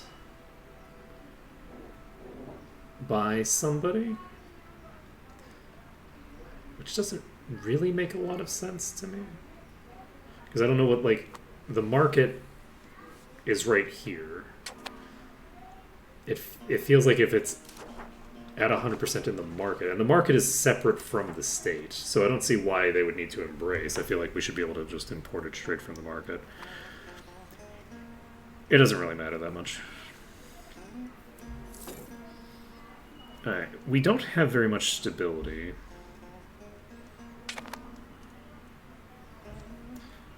Promotion speed.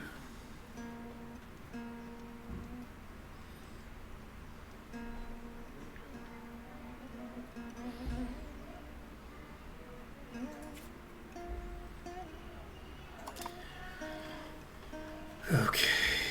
Are we doing Daik now? I think now's the time. We're gonna upgrade Daik. It's not super expensive. That'll allow us to build a whole new series of burger buildings and things of that nature.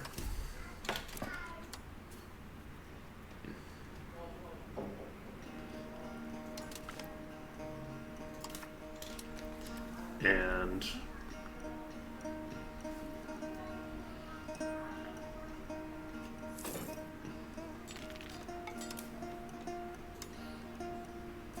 I just realized that I don't have anything in charge here.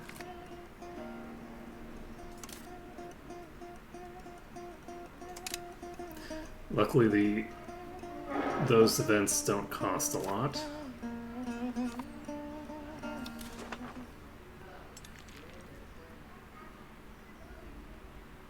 Ooh, we have offer market access preference to Kuripon. Nice.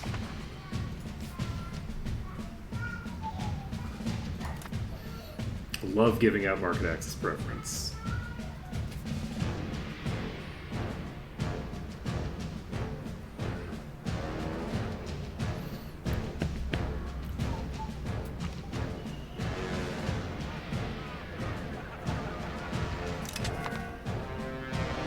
Well, that's a surprise. We haven't pissed them off in quite a while. We can do a settlement if we want.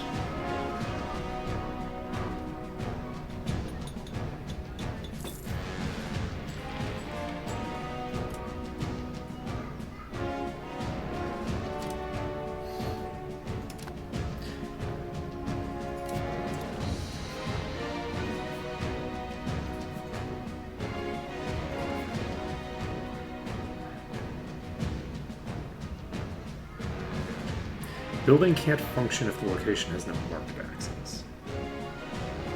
So I think I do need to make a new market down here. Right?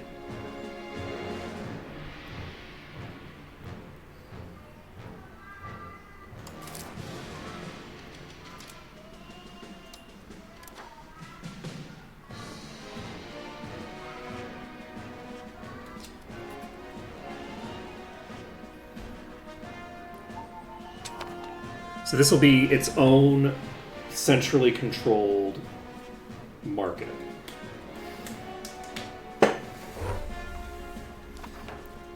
Where would be a good place for that? Do you have...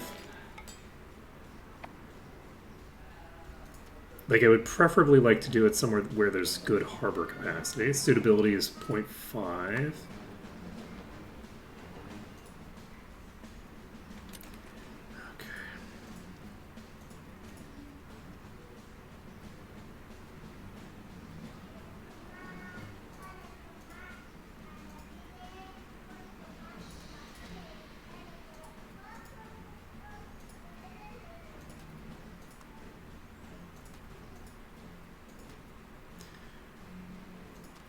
So if I set this as a new market,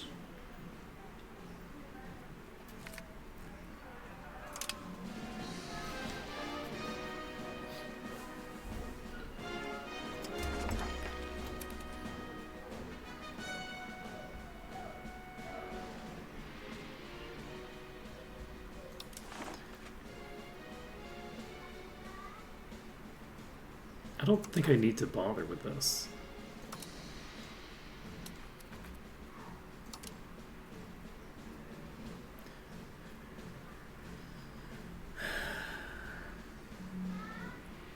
This is not really a thing I need to worry about.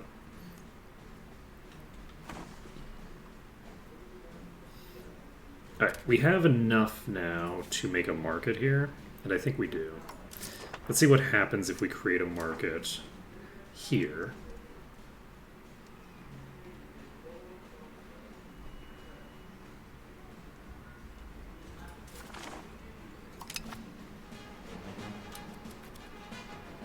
So we've created a new market.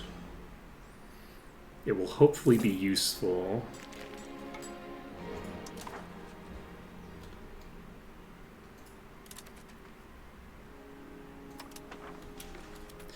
How long will it take to actually build?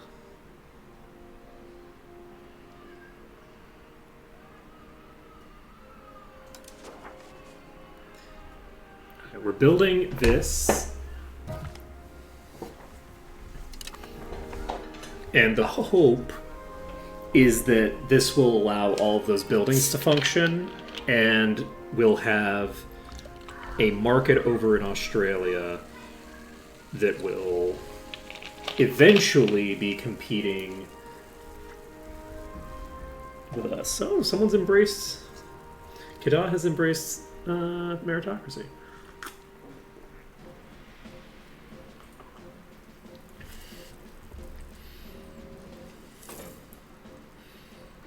Minus 18.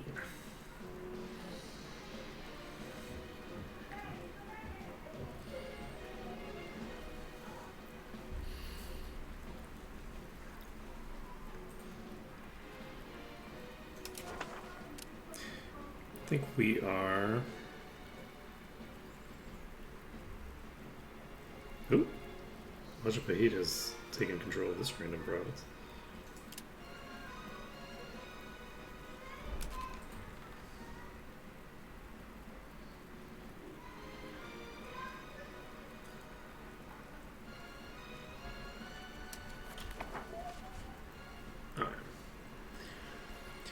Yes, so now is the time that we build another city.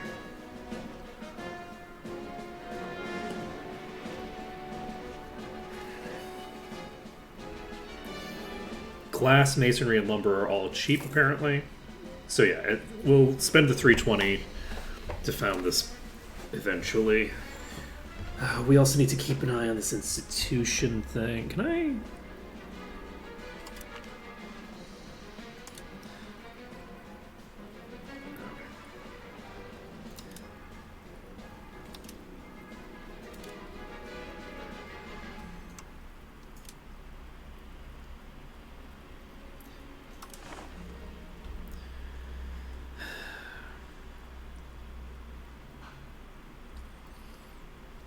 No progressing institutions. Why? Who knows? Who knows? So they're cutting into the ternate market. We've now gotten access to coastal forts.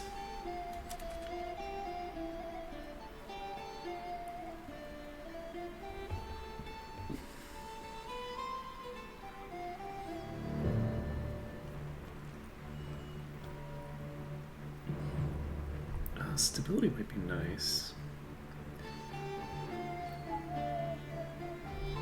Let's take a look at what we've got available for right now. We want to get gunpowder. Honestly, I think I want all these things. We want Cannon Maker. And the Hofness is a unit, so we don't have to worry about that. I'm not really that concerned about getting those things. An Armory gives monthly manpower.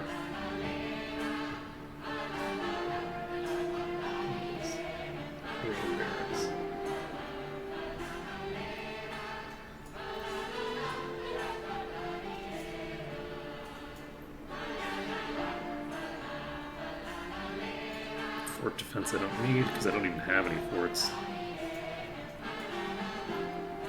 Correct section.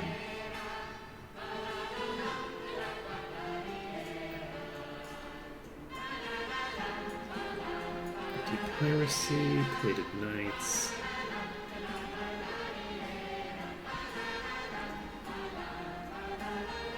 Okay, I think we're actually mostly done here. So we get the armory because it's just a building to build. And Navy repair cost reduction is kind of nice.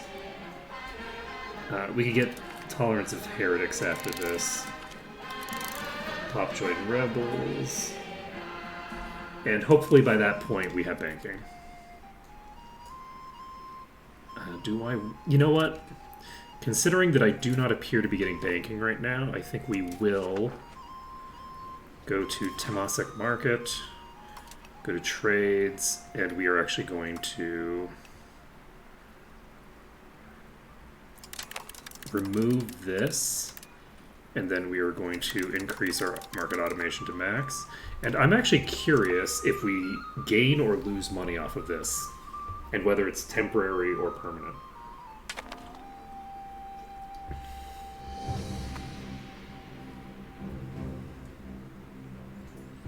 I guess we can't give this... We can't create a colonial subject here until we have some provinces of our own, now that I think about it. So we'll need to wait until we get the second one built. Yeah, we gained a lot of money off of that, so that's good to know.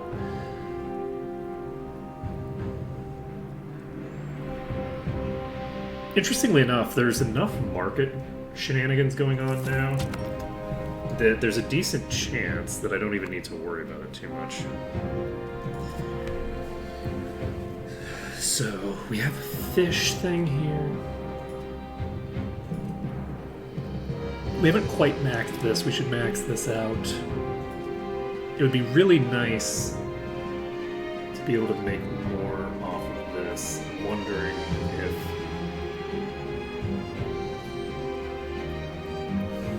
Oh, actually the beeswax is more profitable than I would have expected. Profit per level 0.06. All those fishing villages we built.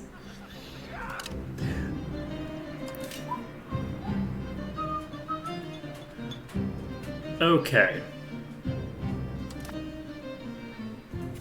So Daik needs to be upgraded. That will then spend all of our resources for a while doing that.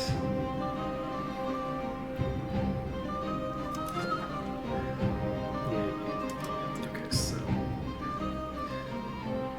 this will happen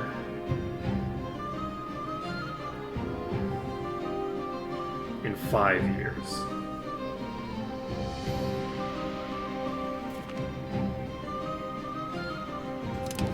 It's going to be really nice when we finish integrating Malacca.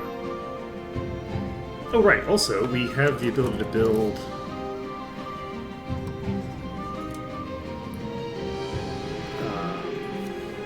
naval fortifications. Let's go to Manjung. This would be a soldier thing, actually. Coastal fort. Plus 0.15 naval maritime presence. Blocks privateer raids. Let's do it.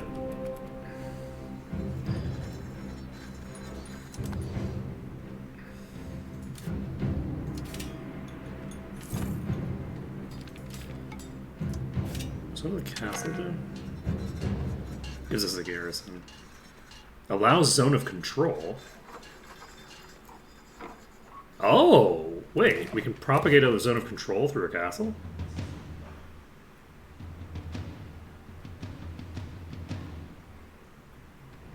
That means a different thing, I think. I think that's different. Let me take a look.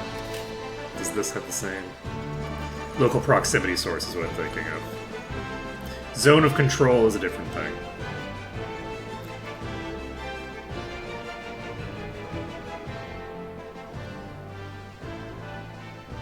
Gives double power to the nobles in that location. It's kind of terrifying. Okay, do I build coastal forts in the other places as well?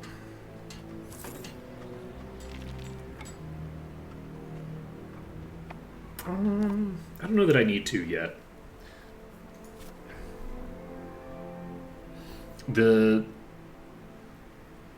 Each individual location here isn't giving as much. See, it's divided by 5 due to the number of ports. So the actual value of Temasek port is pretty low. You want to just maintain that with ships. It's kind of weird, actually. The way that that's handled seems like that doesn't seem right to me.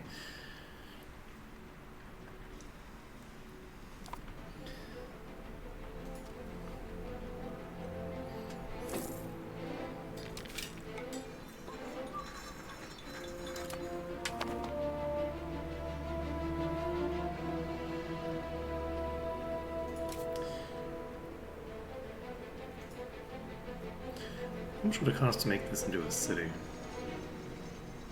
1,200, 1,300.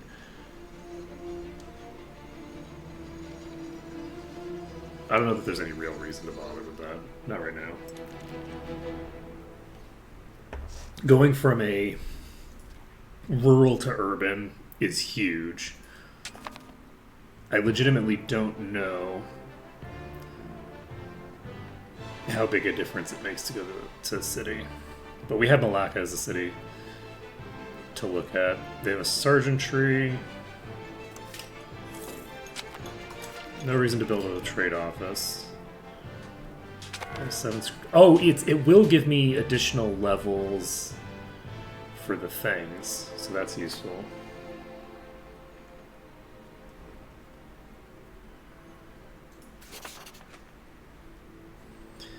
I'm not going to worry about it. We only have plus 0.05. We are expanding the mines. We have 3 charters out. I think I probably want to keep it at 3 charters from now on. So we have 1 charter in the north. We still haven't. We still haven't gotten the first province up. That's very funny, but it's close. We're at 94.76%. So we'll get that soon. This should go fairly quick because we're looking to get. We get, I think, one of these every 2 years. 1 province every 2 years is going to be settled. So, how's your market access now? Seemingly existent, so, that's an upgrade over before. Market Village. How's your food access? Lumber, sturdy grains. And expand this RGO.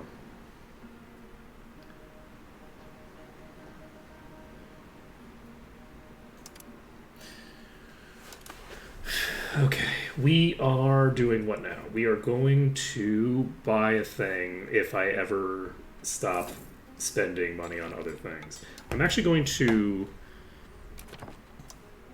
encourage... Oh, I guess I can't encourage migration over here now because there's nowhere for them to migrate from. So settlements are going to be all the more important.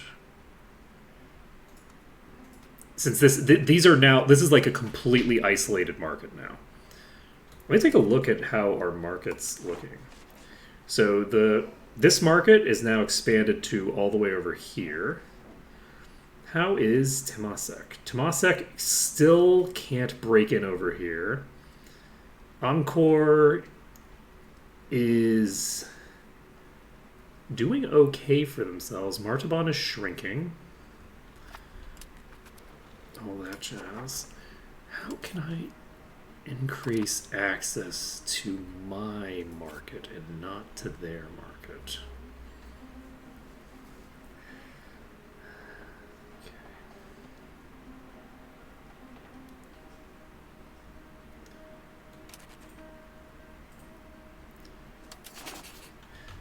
You know, I wonder. Okay, we need to keep an eye. It was promoted. What does this mean? Let me go back to the institutions map, which is over here.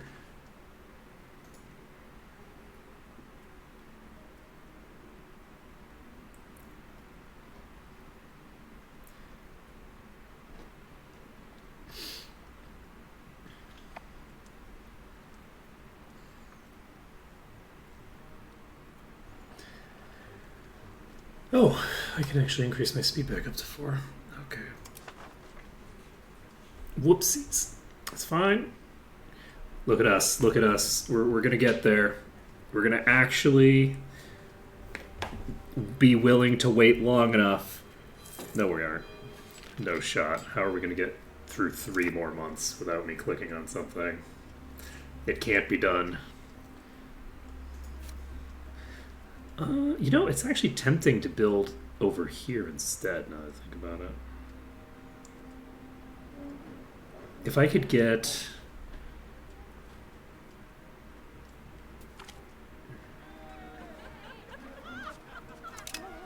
Okay, maybe I could... You know, why not both, actually? So, Daik is going to be upgraded.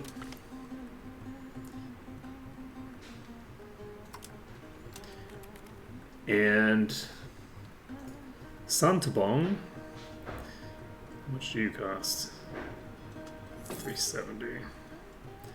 Can I get this to go back down again?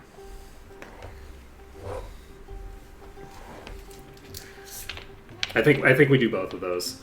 So getting Santabong built up will allow us to start building stuff there that's useful for us.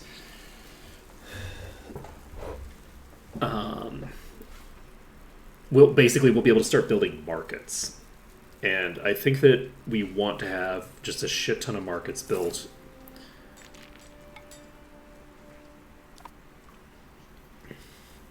Which hopefully is going to give us market access as well.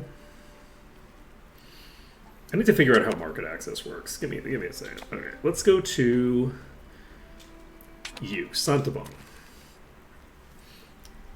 Temasek has market access of 35%. Transportation distance to market. Can I see where this is coming from?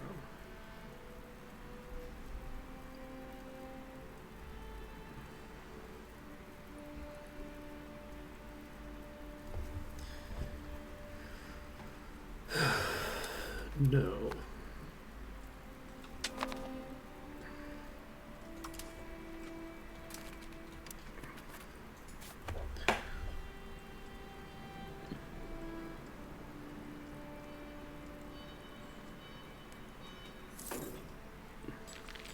How do we calculate the distance to the market?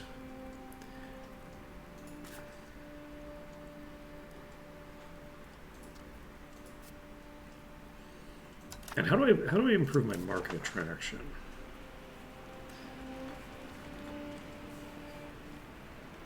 Prestige,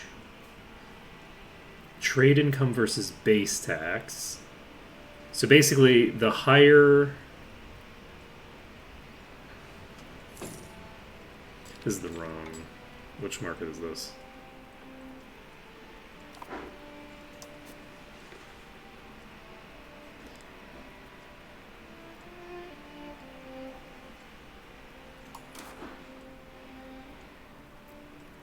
No, this is just me.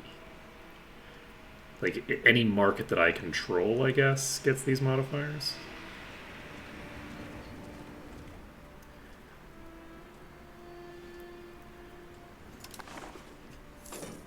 Okay. We should be able to upgrade you to a town now. We've got gunpowder researched. That's clutch. That means that people will no longer be able to walk all over us. As if that was ever a thing. Okay, we're going to found a town here. So, we now have 2 towns building. And we're basically just going to start chugging out buildings. We're basically going to be just chugging out markets in both of them, I think. That's going to be pretty cheap. So I think that we can afford to build out each of these. We can build a market village here. I think that this is a useful thing to do. How's your food supply? Like, it looks like this whole the whole province is at a net negative for food production. So we do need to make sure that we're building more food production. You don't have anything built and you're the market center. That's very funny, actually. Okay, we're going to build a market village here, question mark. Do we build a fishing village first? I think we maybe do this first.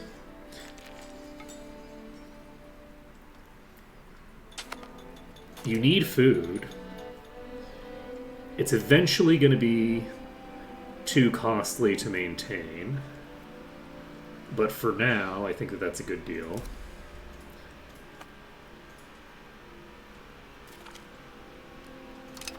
Okay, someone just came of age.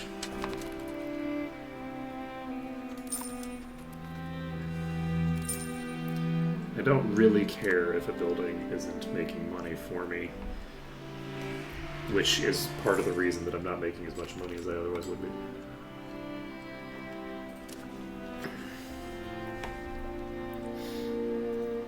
I do feel like if I stopped subsidizing those buildings, my economy would crash. I feel like the buildings that I am, the county of Sambas, they just keep going bankrupt. Like, goddamn. They've gone bankrupt like 3 times so far. What are your relations?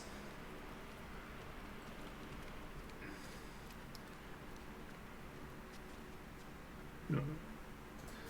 I want your relations. Majapahit against Ternate.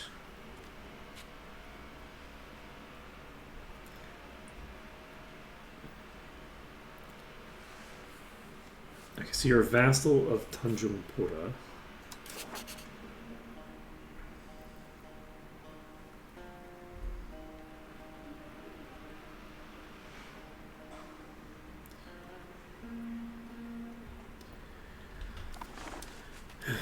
And they're probably a kingdom or something.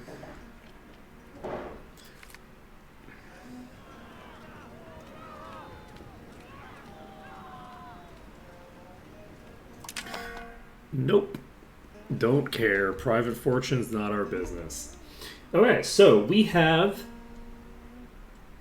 you know what? We might just keep running with this. I was thinking that I would need to restart because I was so behind on the colonialism stuff, but I think that we've actually turned that around. The fact that Ashikaga broke up and the fact that the Yuan dynasty has collapsed means that I might be able to just, like, take all of this.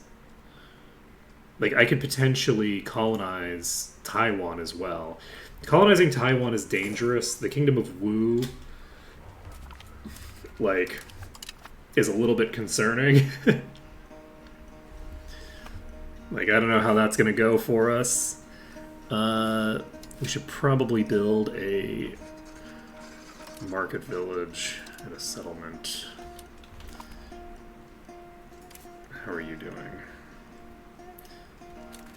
You seem like you're doing fine. Settlement. Market village.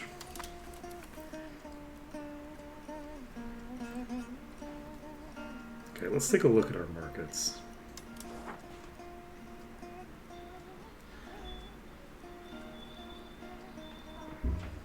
%11. Damn.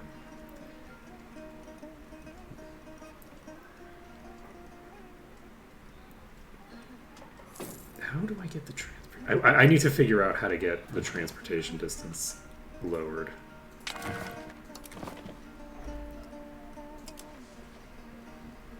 Like, I'm wondering if there's like infrastructure I can put in play, or like if I can get more naval control in between.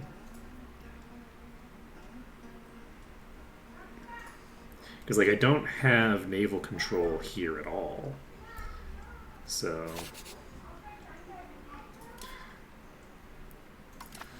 I guess we'll just have to see. We will have to see. But it is 1 o'clock. I think we're going to go ahead and end things here for now. Next time I will potentially be doing this. I probably will be doing this actually. I feel like we've pulled this around.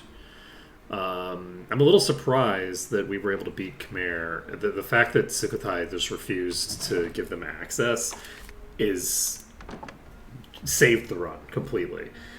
But with that being the case, I think that probably if we are attacked again, it's kind of just like a coin flip of whether we'll be able to succeed or not. It just depends on whether the only 3.3% of players have invited a artist apparently.